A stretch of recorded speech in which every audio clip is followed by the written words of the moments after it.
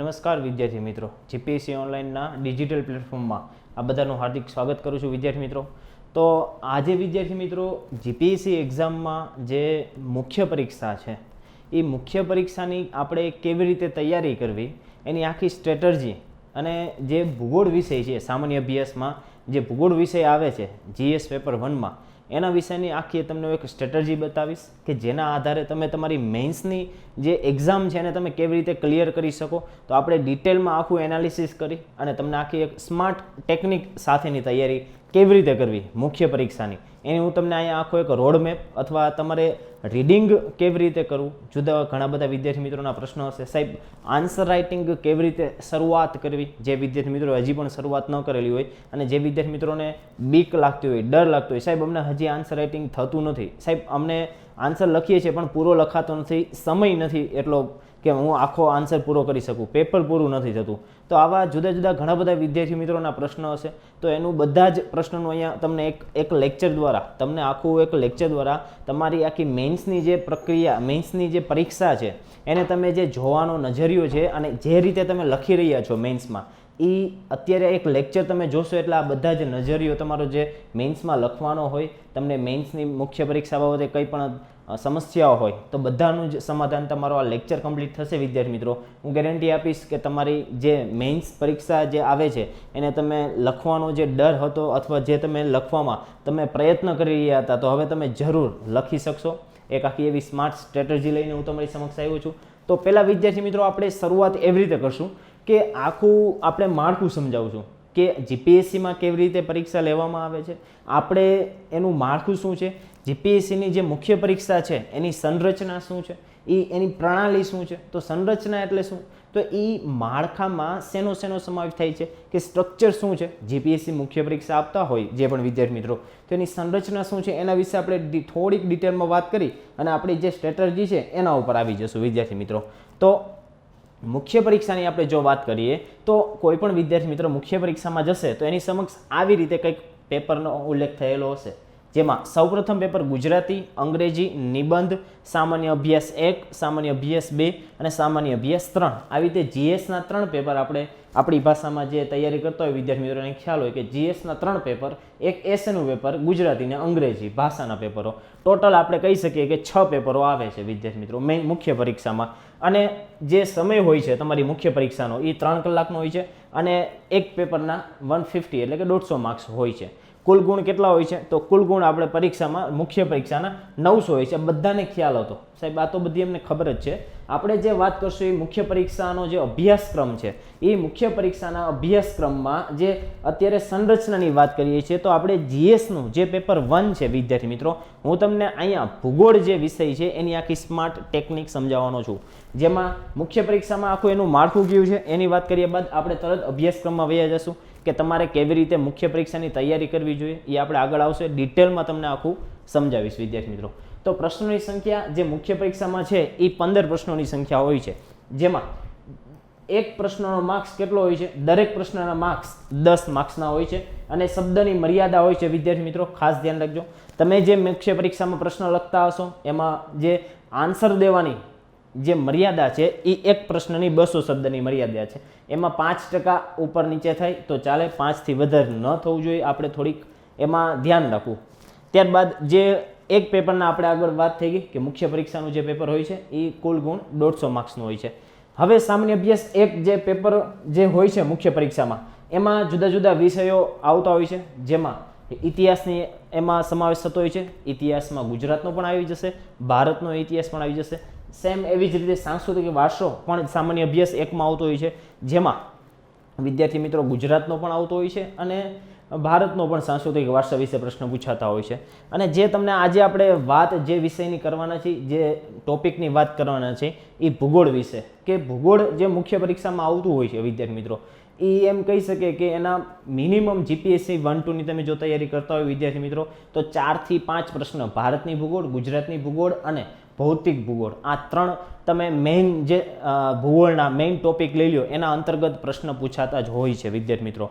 તમે મેઇન્સ આપેલી હશે, આપણે મેઇન્સના પ્રશ્નોની પણ ચર્ચા કરશું ડિટેલમાં વિદ્યાર્થી મિત્રો, અને પછી આખું તમને એનાલિસિસ બતાવીશ અને આખી એક સ્ટ્રેટજી આપણે કરશું કે તમારે ખાલી માત્ર ને માત્ર તમે મુખ્ય પરીક્ષાની તૈયારી કરતા હોય તો તમે પ્રશ્ન અને આન્સર, તમારો જે સિલેબસ છે એ સિલેબસમાંથી એક ટોપિકમાંથી જે પ્રશ્ન વારંવાર પૂછાતા હોય છે કે એ ટોપિકને જ આપણે ધ્યાનમાં રાખવાના, એ ટોપિકને ધ્યાનમાં રાખી એના ઉપરથી આપણે પ્રશ્ન બનાવીએ છીએ અને એના ઉપરથી હું તમને આખું ડિટેલમાં એનાલિસિસ કરી અને બધું આપણે સમજશું. આખો સિલેબસ જો તમે કવર કરી લીધેલો હશે તો તમને મેઇન્સમાં ઇઝીલી તમે કોઈ પણ એક્ઝામ છે એ ક્રેક કરી શકશો. અને એવી જ રીતે આખી આ સિરીઝ બનાવેલી છે વિદ્યાર્થી મિત્રો કે જે મેઇન્સનો તમારી જે મુખ્ય પરીક્ષાનો જે ટોપિક હોય સિલેબસનો, એ સિલેબસના ટોપિક વાઇઝ આખી પ્રશ્ન આન્સર કે કેવી રીતે લખવા, તમને આગળ એક પ્રશ્ન કરાવીશ એટલે તમને ઇઝીલી સાવ સરળતાથી ખ્યાલ આવી જશે કે તમે ઓછી મહેનતમાં કેવી રીતે વધારે તમે માર્ક્સ મેળવી શકો.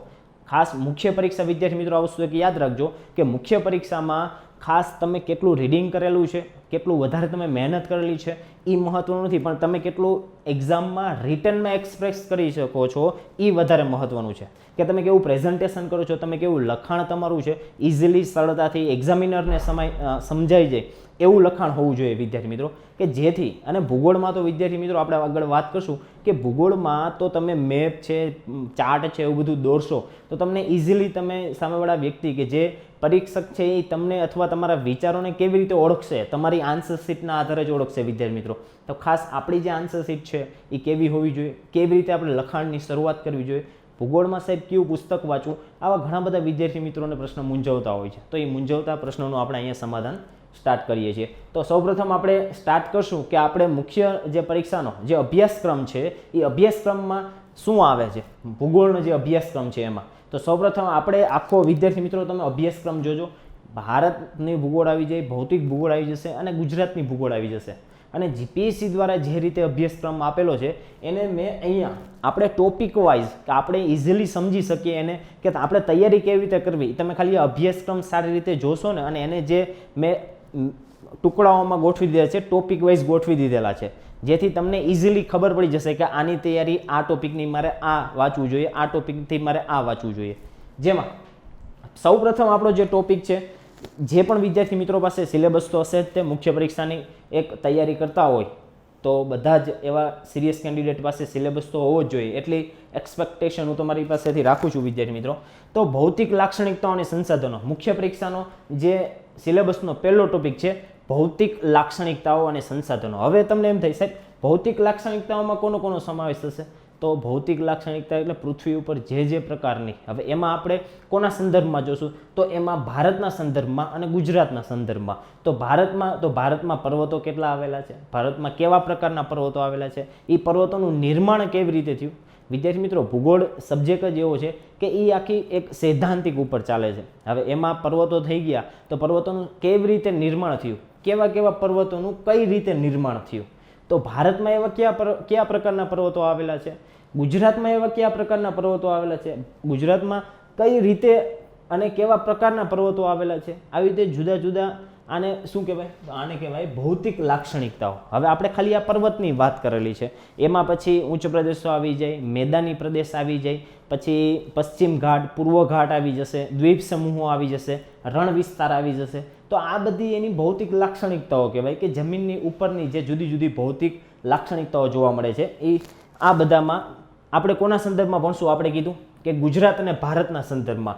હવે આખું આને તમે ગુજરાતના જે પણ કાંઈ પણ ભૌગોલિક જે ભૌતિક લાક્ષણિકતાઓ છે એના વિશે વાત કરવાની અને ભારતના સંદર્ભમાં કાંઈ છે તો એના વિશે વાત કરવાની. જેમાં સબ ટોપિક પાછો એમાં આવે છે મુખ્ય ભૂમિ સ્વરૂપો. તો એમાં પ્રથમ પ્રકારના ભૂમિ સ્વરૂપો, દ્વિતીય પ્રકારના ભૂમિ સ્વરૂપો અને તૃતીય પ્રકારના ભૂમિ સ્વરૂપો. એમાં પ્રથમ પ્રકારના ભૂમિ સ્વરૂપો એટલે કે મુખ્ય આપણી જે જમીન છે અને પાણી જે વિસ્તાર છે એ. હવે દ્વિતીય પ્રકારમાં કે એના જુદા જુદા એમ કહે છે કે જમીન ઉપર જે આવેલા છે, પછી પાણીની અંદર અથવા પાણીની ઉપર જે દ્વીપ સમૂહો કહેવાય એના વિશે એમાં વાત થશે. અને તૃતીય પ્રકારમાં એટલે કે જે ઘસારણ દ્વારા, આ તમને બેઝિક આઈડિયા આપું છું, આપણે ડિટેલમાં આગળ જતા આ જે ટોપિક છે, જે સિલેબસ છે એ સિલેબસ વાઇઝ જ આપણે આખો ક્વેશ્ચન આન્સર ડિટેલમાં કરશું વિદ્યાર્થી મિત્રો. ત્યારબાદ આબોહવા જમીન, નદીઓ, વનસ્પતિ અને મુખ્ય સંસાધનો. જો વિદ્યાર્થી મિત્રો મેઇન જે ટોપિક છે ને એ ભૌતિક લાક્ષણિકતાઓ છે અને ત્યારબાદનો જે ટોપિક છે એ સંસાધનો. હવે સંસાધનોમાં કોનો સમાવેશ થશે? તો જમીનને એક આપણે સંસાધન તરીકે લઈ શકીએ, નદીના પાણીને સંસાધન તરીકે લઈ શકીએ, વનસ્પતિ જુદી જુદી વનસ્પતિઓને સંસાધન તરીકે લઈ શકીએ અને મુખ્ય સંસાધનો પણ આપણે જોશું ડિટેલમાં. હવે આમાં શું કીધું છે કે ભૌતિક લાક્ષણિકતાઓમાં અને સંસાધનોમાં એમાં આબોહવા વિશે આપણે જોશું કે ભારતની આબોહવા કેવા પ્રકારની હોય છે. હવે એના સંબંધિત પ્રશ્નો પણ આવી શકે છે કે આપણે જે લાસ્ટ યરના જે પ્રશ્નો છે એની પણ આપણે આગળ ચર્ચા કરશું ત્યારે હું તમને આ બધાના એક એક જે ટોપિક આપેલો છે ને વિદ્યાર્થી મિત્રો એ એક એક ટોપિકના આપણે પ્રશ્નોનું સોલ્યુશન અને જે પાછલા વર્ષના જે પેપરમાં જીપીએસસી હોય પછી જીપીએસસી દ્વારા લેવાયેલી પીઆઈ હોય, એસટીઆઈ મેઇન્સ કે ડીવાયએસઓની મેઇન્સ, જે બધી જ જે મેઇન્સના જે પ્રશ્નો છે એ પ્રશ્નોના આધારે તમને પહેલાં 1 થી 2 પ્રશ્નો હું તમને અહીંયા કરાવીશ અને બાદમાં આખી ડિટેલ મેની આખી સિરીઝ આપણે ચાલુ કરવાના છે સિલેબસ વાઇઝ પ્રશ્નો અને જે અગાઉના પેપરમાં જે પૂછાયેલા છે એ પ્રશ્નો વિશેની. ત્યારબાદ ભૂમિ વિશે આપણે વાત કરશું, જમીન, ખડકો, ખનિજો, જળ અને વનસ્પતિ સંસાધન. તો આ બધું છે ને તમારા સિલેબસમાં આપેલું છે એ જ મુજબ આપણે આગળ જશું. અને પહેલાં જો તમને આખો સિલેબસ સમજાઈ જાય ને વિદ્યાર્થી મિત્રો, ભૂગોળમાં મુખ્યત્વે તમને સિલેબસ ખ્યાલ આવી જશે તો તમને ઇઝીલી ભૂગોળ છે એ ભણવું સહેલાઈથી લાગશે. અને જે મારા વિદ્યાર્થી મિત્રો એવા હશે ઘણા બધા કે જે ભૂગોળના બેકગ્રાઉન્ડથી ન હોય, જે એન્જિનિયરિંગના બેકગ્રાઉન્ડથી હોય અથવા સાયન્સના બેકગ્રાઉન્ડથી હોય અથવા કોમર્સના બેકગ્રાઉન્ડથી હોય તો એ લોકોને આ ભૂગોળ સબ્જેક્ટ થોડોક નવો લાગતો હશે. તો વિદ્યાર્થી મિત્રો આ એટલો બધો ન હોય, ખાલી તમે આને એવા મેપ બેઝડ પ્રશ્ન રીડિંગ કરો, મેપ બેઝડ તમે કોઈ પણ તમે આમાં એવું લોકેશનનું આવેલું હોય તો તમે મેપમાં જોતા રહ્યો તો સહેલાઈથી તમને ખ્યાલ આવી જશે વિદ્યાર્થી મિત્રો. ત્યારબાદનો આપણો મુખ્ય ટોપિક, જો એક મુખ્ય ટોપિક મેઇન મુખ્ય ટોપિક હતો ભૌતિક લાક્ષણિકતાઓ અને સંસાધનો. હવે આ બધા એની અંદરના ટોપિકો હતા વિદ્યાર્થી મિત્રો, જેમાં આપણે ગુજરાતનો અને ભારતના સંદર્ભમાં આપણે જોયું. એમાં પાછો સબ ટોપિક આવ્યો કે ગુજરાત અને ભારતના સંદર્ભમાં આપણે ભણવાનું છે મુખ્ય ભૂમિ સ્વરૂપો. હવે મુખ્ય ભૂમિ સ્વરૂપો કમ્પ્લીટ થયા બાદ એની જે આબોહવા હોય, ભારતની જે આબોહવા છે એના વિશે ડિટેલમાં તમારી નોટ્સ હોવી જોઈએ અથવા હું તમને અહીંયાથી પ્રોવાઈડ કરીશ. ત્યારબાદ ગુજરાતની આબોહવા કેવી હોવી જોઈએ, ત્યારબાદ ગુજરાતની જમીન કેટલી છે, જમીનના પ્રકારો કેટલા છે, ગુજરાતમાં ભારતમાં જમીન કેટલી છે, જમીનના પ્રકારો કેટલા છે, એની વિશેષતા શું છે, ત્યારબાદ એની જમીનમાં જે સમસ્યા શું છે, જમીનમાં જુદા જુદા પ્રકારના કઈ જમીનમાં કેવા પાકો થાય છે, એ પાકોમાં કેવા પ્રકારનું બિયારણ વાપવું જોઈએ જેનાથી જમીનનું પ્રદૂષણ થતું અટકાવી શકાય છે. આવું ઘણું બધું ડિટેલમાં હું તમને આખો માઇન્ડસેટ દ્વારા એક પ્રશ્નને આખો ડિટેલમાં એક ટોપિક લઈ માઇન્ડસેટ દ્વારા અને કેવી રીતે આખો આન્સર રાઇટિંગ લખો એ તમને હું કરાવી દઈશ વિદ્યાર્થી મિત્રો. ત્યારબાદ ભારતમાં અને ગુજરાતની નદીઓ વિશે, વનસ્પતિ, મુખ્ય સંસાધનો, ભૂમિ, જમીન, ખડકો આ આપણે મુખ્ય ટોપિક જોયો. ત્યારબાદનો જે મુખ્ય ટોપિક છે એ આર્થિક પ્રવૃત્તિ. હવે આપણને એમ થાય સાહેબ આ તો ઇકોનોમીનો સબ્જેક્ટ થયો, પણ આપણે અહીંયા જે છે ને વિદ્યાર્થી મિત્રો એ થોડુંક ઇકોનોમિક જિયોગ્રાફી ભણવાનું છે. જો તમે પ્રશ્ન જોયા હશે પાસ્ટ યરના તો એમાં તમને ખ્યાલ આવી જશે કે ભૂગોળની અર્થતંત્ર ઉપરની અસરો એવા પ્રશ્ન પૂછાયેલા હતા વિદ્યાર્થી મિત્રો, કે જે આપણને એમ કહી શકે કે ભૂગોળનો જે કોઈ પણ એક ટોપિક હોય એ ટોપિકને લઈ અને એ ટોપિક બેઝિક પૂછે અને એ બેઝિક ટોપિકના આધારે એવું પૂછે પ્રશ્ન કે આની અર્થતંત્ર ઉપરની અસરો જણાવો. તો એવા પ્રશ્ન પૂછાતા હોય છે વિદ્યાર્થી મિત્રો કે ક્લાઇમેટ ચેન્જની અર્થતંત્ર ઉપરની અસરો જણાવો, ક્લાઇમેટ વેરિએશનની અર્થતંત્ર ઉપરની અસરો જણાવો. પહેલાં એમ પૂછ્યું ક્લાઇમેટ વેરિએશન અને ક્લાઇમેટ ચેન્જ એટલે શું અને એની અર્થતંત્ર ઉપરની અસરો જણાવો. તો આવા ભૂગોળથી ઇકોનોમી રિલેટેડ પ્રશ્નો પૂછાતા હોય છે કે જેથી એનાલિસિસ કે તમે કેટલું એનાલિસિસ કરેલું છે, તમે કેટલું બ્રોડ રીડિંગ કરેલું છે એના આધારે જ તમે પ્રશ્ન લખી શકો. તો આવો જ તમારો અભિગમ, આવો જ તમારો પ્રશ્ન લખવાનો જે પદ્ધતિ છે એ પદ્ધતિને આપણે અહીંયા રેડી કરાવીશ વિદ્યાર્થી મિત્રો. તો તમે ખાસ આપણે એક એક જે ટોપિક છે એ ટોપિકના આધારે તમને આપણે ડિટેલમાં પ્રશ્નનું સોલ્યુશન કરાવશું વિદ્યાર્થી મિત્રો. આર્થિક પ્રવૃત્તિના મુખ્ય ટોપિકની આપણે વાત કરીએ, જેમાં મુખ્ય ટોપિક છે પ્રાથમિક પ્રવૃત્તિ. આર્થિક પ્રવૃત્તિની અંદરનો સબ ટોપિક એટલે કે આર્થિક પ્રવૃત્તિ છે વિદ્યાર્થી મિત્રો. આર્થિક પ્રવૃત્તિની અંતર્ગત એક જે સૌપ્રથમ જે ટોપિક આવે છે એ પ્રાથમિક પ્રવૃત્તિઓ. હવે પ્રાથમિક પ્રવૃત્તિઓ કઈ કઈ છે તો તમે જોઈ શકો છો, આ બધું સિલેબસમાં લખેલું છે વિદ્યાર્થી મિત્રો. મેં ખાલી થોડુંક એને મેઇન ટોપિક વાઇઝ અલગ કરેલા છે અને એ ટોપિકને મેં તમને અહીંયા ઇઝીલી સમજાવું છું કે જેથી સાવ તમે સરળ રીતે આખો સિલેબસને સમજી શકો અને એક ટોપિકના આધારે તમે આખો લેક્ચર કેવી રીતે આપણો જવાનો છે એ તમને ખ્યાલ આવી જશે વિદ્યાર્થી મિત્રો. જેમાં પ્રાથમિક પ્રવૃત્તિમાં કઈ તો ખેતી, પશુપાલન, વન્ય, મત્સ્ય, ખાણ અને ખનિજ. તો આ બધા છે ને એ પ્રાથમિક પ્રવૃત્તિના છે. તો આપણે હવે આને કેવી રીતે આપણે જશું આગળ, તો સૌપ્રથમ આપણે ભારતમાં જે કાંઈ પણ પ્રાથમિક પ્રવૃત્તિ થઈ રહી છે તો એમાં ખેતી વિશે ડિટેલમાં ચર્ચા કરશું, ખેતીની પદ્ધતિઓ વિશે ડિટેલમાં ચર્ચા કરશું. ત્યારબાદ ખેતી કેવા પ્રકારની, કયા રાજ્યમાં કેવા પ્રકારની ખેતી થાય છે, ગુજરાતમાં કેવા પ્રકારની ખેતી થાય છે એના વિશે ડિટેલમાં ચર્ચા કરશું. પશુપાલન, હવે એના રિલેટેડ કોઈ પણ ગવર્મેન્ટ સ્કીમ હોય, એના રિલેટેડ સરકારે કોઈ નવી યોજના બહાર પાડી હોય અથવા એવો કોઈ મોટો કાર્યક્રમ કરેલો હોય, સબસિડી આપતા હોય, સબસિડીમાં કેવી રીતે કોને કયા સબસિડી આપે છે, તો આખું ભૌગોલિકના આધારે ઇકોનોમિક પણ આપણે આમાં સાથે ભણશું વિદ્યાર્થી મિત્રો. ત્યારબાદ દ્વિતીય પ્રવૃત્તિમાં ગૃહ ઉદ્યોગો અને વિનિર્માણના ઉદ્યોગો, આ આખો તમને સિલેબસ જ કરાવું છું વિદ્યાર્થી મિત્રો પહેલા. ત્યારબાદ આપણે તૃતીય પ્રવૃત્તિ જોશું. તૃતીય પ્રવૃત્તિમાં જે સેવા ક્ષેત્ર છે જેમાં વ્યાપાર, વાણિજ્ય, પરિવહન, સંચાર, સંગ્રહણ અને અન્ય સેવાઓ વગેરે જેવી જે સેવા ક્ષેત્ર છે એ તૃતીય પ્રવૃત્તિઓમાં આવશે વિદ્યાર્થી મિત્રો. ત્યારબાદ ચતુર્થ પ્રવૃત્તિની આપણે વાત કરીએ કે જેમાં સ્થાનીયકરણ, આર્થિક પ્રવૃત્તિનું જે સ્થાનીકરણ થવા લાગેલું છે કે અત્યારે જે આર્થિક પ્રવૃત્તિઓ જુદી જુદી થઈ રહી છે એમાં જે સ્થાનીકરણના જે પરિબળો છે એ પરિબળો વિશે ડિટેલમાં એનો એક પ્રશ્ન બનાવેલો છે. એ પ્રશ્નની ડિટેલમાં ચર્ચા કરશું. એના મુદ્દાઓ અને એની જે સમસ્યાઓ છે એના વિશે આપણે ડિટેલમાં ચર્ચા કરશું વિદ્યાર્થી મિત્રો. ત્યારબાદ મુખ્ય ટોપિક ફરી પાછો આવી ગયો છે કે સામાજિક અને વસ્તી વિષયક. તો આમાં આખું શું આવશે ખબર છે કે ભારતમાં જે વસ્તીનું આખું વિસ્તરણ થઈ રહ્યું છે, એના વિશે ડિટેલમાં.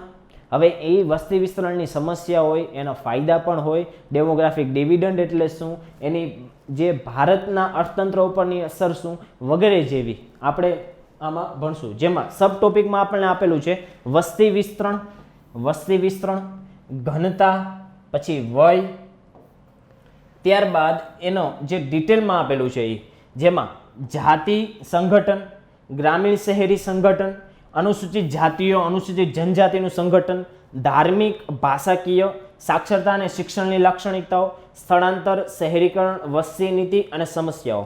હવે વિદ્યાર્થી મિત્રો જો હવે તમને અહીંયાથી અલગ અલગ એક ટોપિક ઉપર 2 થી 3 પ્રશ્નો નીકળે વિદ્યાર્થી મિત્રો. હવે અહીંયાથી તમે વસ્તી વિસ્તરણ કરો તો એમાં આખો એક પ્રશ્ન, 2 પ્રશ્ન એમાંથી નીકળે ચોખા. તો એ આપણે ડિટેલમાં આખું જે પ્રશ્નના આધારે આપણે સમજશું એટલે તમને સાવ ઇઝી ખ્યાલ આવી જશે. અને હજી તમને ખાલી આ સિલેબસ જ કરાવું છું. સિલેબસના આધારે હવે આપણે આગળ તમને ડિટેલમાં તમને સમજાવીશ કે એક પ્રશ્ન કેવી રીતે લખવો. આ જે સિલેબસ છે એ સિલેબસના જ આધારે આપણે આગળ જોશું કે પ્રશ્નની શરૂઆત આપણે કેવી રીતે કરવી વિદ્યાર્થી મિત્રો. ત્યારબાદનો જે છેલ્લો ટોપિક છે ચોથો, જેમાં આપણે ત્રીજો ટોપિક આવે છે એમાં થોડુંક છે એ વસ્તી ઉપરનું આવે છે. બીજો ટોપિક આવે છે વિદ્યાર્થી મિત્રો મુખ્ય, એમાં ઇકોનોમિક જિયોગ્રાફી આવે છે અને આમાં થોડુંક એન્વાયરમેન્ટ આવશે. એન્વાયરમેન્ટ અને ડિઝાસ્ટર મેનેજમેન્ટ બે મિક્સ કરી અને ભૂગોળમાં આવેલું છે. જેમાં વિકાસીય પર્યાવરણીય મુદ્દાઓ, જેમાં સૌપ્રથમ આવશે ટકાઉ વિકાસ. ટકાઉ વિકાસ એટલે શું, ભારતે એમાં કેવા પ્રકારના પગલાઓ લીધેલા છે, જુદી જુદી સરકારની યોજનાઓ જણાવો. ત્યારબાદ વૈશ્વિકીકરણની પ્રક્રિયા. તો વૈશ્વિકીકરણની પ્રક્રિયામાં વૈશ્વિકીકરણની સમાજ ઉપરની અસરો, વૈશ્વિકીકરણની આર્થિક અસરો, વૈશ્વિકીકરણની કૃષિ ઉપરની અસરો, વૈશ્વિકીકરણની સાંસ્કૃતિક વારસા ઉપરની અસરો, વૈશ્વિકીકરણની મહિલાઓ ઉપરની અસરો, વૈશ્વિકીકરણની તમે આપણા માર્કેટ અથવા આપણી ઇકોનોમી અર્થતંત્ર ઉપરની અસરો. આવા ઘણા બધા પ્રશ્નો અહીંયાથી નીકળશે વિદ્યાર્થી મિત્રો. અત્યારે તમે કોરોના જેવા મહામારીઓ જે છે તો એવું પણ પૂછી શકે કે વૈશ્વિકીકરણની અત્યારની હાલની જે પરિસ્થિતિ જોઈ શું વૈશ્વિકીકરણ એક લાભદાયી છે અથવા ચર્ચા કરો, તમે એના વિશે ચર્ચા કરો. આવા ઘણા બધા પ્રશ્નો નીકળી શકે વિદ્યાર્થી મિત્રો. તો એ બધા જ પ્રશ્નો આપણે જે એસ્પેક્ટથી વિચારતા હોય એ તમારો જે આન્સર રાઇટિંગનો જે એસ્પેક્ટ હોય એ થોડોક બ્રોડ કરવાનો અને તમે ખાસ આખી તૈયારી કેવી રીતે કરવી ને, મેઇન આ તમારો લેક્ચર ગોઠવવાનો ધ્યેય એ જ છે કે તમે કેવી રીતે સરળતાથી મેઇન્સની ક્રેક કરી શકો અને મેઇન્સને તમે કેવી રીતે આન્સર લખવા, કેવી રીતે ક્રેક કરવી એના વિશેનો આખો ડિટેલમાં લેક્ચર લઈશ વિદ્યાર્થી મિત્રો. ત્યારબાદનો જે છે વૈશ્વિકરણની પ્રક્રિયા, સામાજિક અને આર્થિક અસરો, સ્માર્ટ સિટી અને ઉપાયો, કુદરતી પ્રકોપો. હવે અહીંયા સુધી જો તમને સ્માર્ટ સિટી અને ઉપાયો, અહીંયા સુધી તમને એવું લાગતું હતું કે વિકાસીય પ્રક્રિયા. હવે જે પર્યાવરણીય મુદ્દાઓ હવે ચાલુ થયા છે, જેમાં કુદરતી પ્રકોપોમાં ભૂકંપ વિશે ડિટેલમાં, ભૂસ્ખલન, ચક્રવાત, વાદળનું ફાટવું, સુનામી, દુષ્કાળ, પૂર, આબોહવાકીય બદલાવ જેને આપણે ક્લાઇમેટ ચેન્જ કહીએ છીએ, કાર્બન ઉત્સર્જન, પ્રદૂષણ પ્રકોપ, વ્યવસ્થાપન. હવે આ બધાના વિદ્યાર્થી મિત્રો કેવી રીતે છે, જો તમને એક એક્ઝામ્પલ આપીને સમજાવું છું કે આપણે એક ટોપિક લઈએ કે ભૂકંપ લઈએ. તો ભૂકંપ છે તો આપણે એ ભૂકંપને હું તમને કેવી રીતે કરાવીશ, તો સૌપ્રથમ અહીંયા મેં ભૂકંપ લખેલું હશે,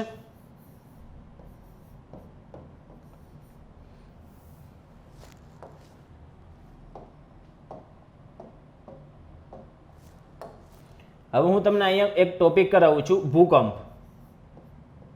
તો ચલો આવી રીતે આખો માઇન્ડ મેપના આધારે, તો ભૂકંપ એટલે શું મેઇન્સમાં આપણે આગળ જોશું, એ હું તમને સમજાવીશ. કારણ કે અત્યારથી બધું હું તમને કહી દઈશ તો આગળ સ્લાઇડમાં તમને બધી જ સ્લાઇડમાં તમને ડિટેલમાં મેં સમજાવેલું છે કેવી રીતે પ્રશ્ન લખવો.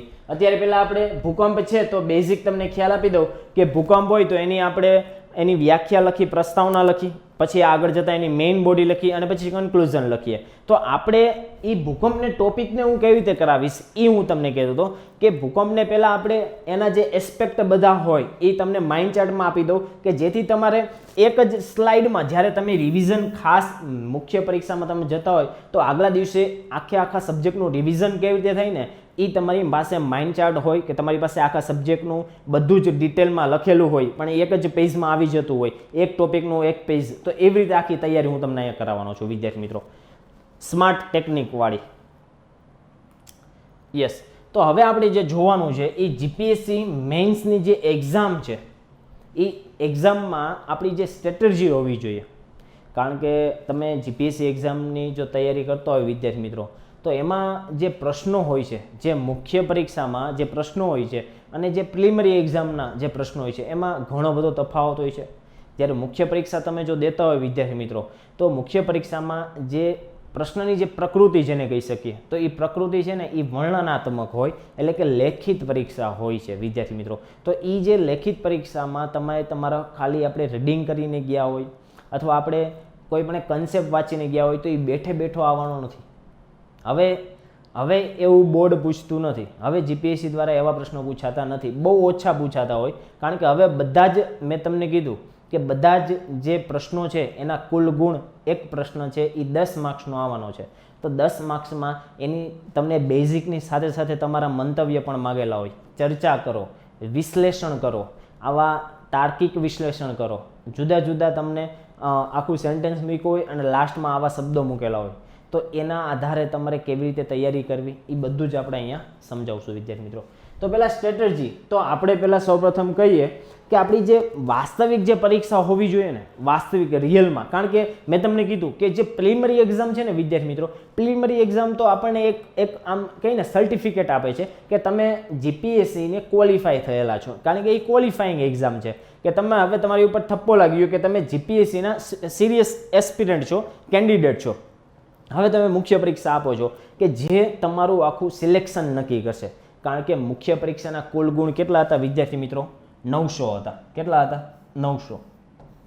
કુલ ગુણ તમારા 900 હતા. તો તમે તમારી જે ફાઇનલ જે સિલેક્શન થવાનું હોય 900 પ્લસ 100 જે તમારી વ્યક્તિગત કસોટી કહી શકાય અને તમે ઇન્ટરવ્યૂ જેને કહેતા હોય, ટોટલ તમારો કેટલો થયો? 1000 માર્ક્સ. તો આ જે 1000 માર્ક્સમાંથી તમારી જે મુખ્ય પરીક્ષાનું જે ભારણ છે એ કેટલું છે? 90%.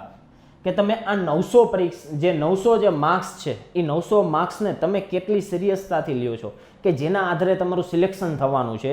એ તમારી એમ કહી શકીએ કે તમારી જે ડ્રીમ જોબ હોય એ ડ્રીમ જોબ નક્કી થવાનું છે એ આ 900 માર્ક્સના આધારે થશે. તો જે આપણી મુખ્ય પરીક્ષા છે ને એ જ રિયલમાં એમ કહી શકીએ આપણી એક્ઝામ છે વિદ્યાર્થી મિત્રો.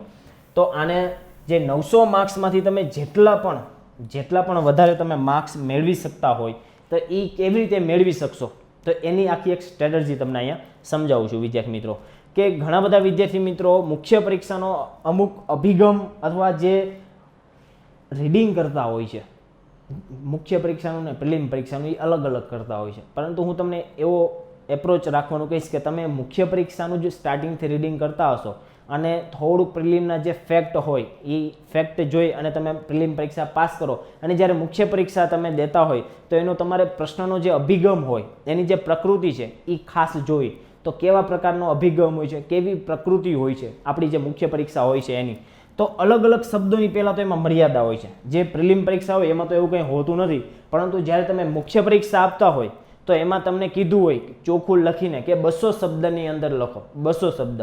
તો હવે તમને એક આખું પેજ અને બીજું અડધું પેજ માંડ તમે લખો, તમારા 200 શબ્દ થઈ જાય. તો એવી એક લિમિટ સેટ કરેલી હોય છે વિદ્યાર્થી મિત્રો. એમાં તમે 5% તમે 210 215 લખો તો એમાં કંઈ તમને ઓછા માર્ક્સ ન આપે, પરંતુ આપણે એવું સિક્યોર રહેવું કે એનાથી વધારે આપણે ન થાય. એમાં અલગ અલગ શબ્દોની મર્યાદા હોય છે, પ્લસ વર્ણનાત્મક હોય છે અને ગુણાત્મક અને પરિમાણાત્મક હોય છે. કે તમારો પ્રશ્ન છે એક સિરિયસ કેન્ડિડેટનો પ્રશ્ન, એમાં ગુણાત્મક અને પરિમાણાત્મકની દ્રષ્ટિ એમાં હોવી જોઈએ. કે તમે કોઈ પણ એક પ્રશ્ન પૂછ્યો હોય કે વિશ્લેષણ કરો, તો તમે એમાં આખો ડેટાની સાથે સાથે એની વ્યાખ્યા, એનો કન્સેપ્ટ અને ઉદાહરણ એવી રીતે તમે આખું એનો આન્સર છે એ આપેલો હોવો જોઈએ. હવે ચર્ચા કરો તો તમારે એના પ્લસ અને માઇનસ બંને પર્સપેક્ટિવ દેવાના હોય, એ તમને ખ્યાલ હોવો જોઈએ. એટલે ગુણાત્મકની સાથે સાથે પરિમાણાત્મક દ્રષ્ટિએ તમારે આખો પ્રશ્ન છે એ જોવાનો હોય છે વિદ્યાર્થી મિત્રો. ત્યારબાદ તાર્કિક વિશ્લેષણભર્યું જ્ઞાન હોવું જોઈએ, તો જ તમે આન્સર રાઇટિંગ કરી શકો વિદ્યાર્થી મિત્રો. ડાયરેક્ટ ગોખીને ગયા હોય અને તમે મુખ્ય પરીક્ષા આપો તો એમાં, કારણ કે હવે બેઠા બેઠા આન્સર હવે પૂછાતા નથી. જીપીએસસીની આપણે ક્લાસ 1-2ની વાત કરીએ તો વિદ્યાર્થી મિત્રો. ત્યારબાદ ઘણા બધા વિદ્યાર્થી મિત્રોનો એવો પણ પ્રશ્ન હશે, સાહેબ અમે લખવાની ટ્રાય કરીએ છીએ પણ પ્રશ્ન નથી સમજાતો. તો વિદ્યાર્થી મિત્રો કોઈ પણ એવો પ્રશ્ન આપેલો હોય, ડિટેલમાં બહુ મોટો પ્રશ્ન હોય અથવા નાનો પ્રશ્ન હોય, આપણને સમજાતો નથી, તો એના જે કીવર્ડ હોય ને, કીવર્ડ હવે આપણને ખબર કેવી રીતે પડે કે સાહેબ આને કીવર્ડ કહેવાય. હવે એ અમુક વિદ્યાર્થી મિત્રોને ન ખ્યાલ હોય, સાહેબ ખબર કેવી રીતે પડે કે આને કીવર્ડ કહેવાય. તો એ કીવર્ડ આપણે જ્યારે પ્રેક્ટિસ કરીએ ને, હવે પ્રેક્ટિસ કરીએ છીએ એ સમયે પ્રશ્ન આવેલો છે, તો આપણે કોઈ પણ એક પ્રશ્ન આપેલો છે તો આપણે શું કરવાનું કે જે પ્રશ્ન હોય ને, આપણે એમ લાગે કે સાહેબ આ વસ્તુ મને નથી સમજાતી, તો એના નીચે અંડરલાઇન કરો અને એના વિશે તમે જે પણ વિદ્યાર્થી મિત્રો ફર્સ્ટ ટાઈમ જે તૈયારી કરતા હોય અને પ્રેક્ટિસ કરતા હોય મુખ્ય પરીક્ષાની, તો એ આવી રીતે પ્રશ્ન જોશે અને પ્રશ્નમાં જે ન સમજાતું હોય એની નીચે અંડરલાઇન કરો અને એના વિશે થોડુંક તમે રીડિંગ કરો. ખાસ જે મુખ્ય પરીક્ષા જે વિદ્યાર્થી મિત્રો સ્ટાર્ટ કરતા હોય તૈયારી અને એને પ્રેક્ટિસ કરવી હોય પરીક્ષાની, તો એ જુદા જુદા જે ટોપિક છે સિલેબસનો, એ સિલેબસના પહેલાં ટોપિકના આધારે તમે તમારું આન્સર રાઇટિંગ લખો.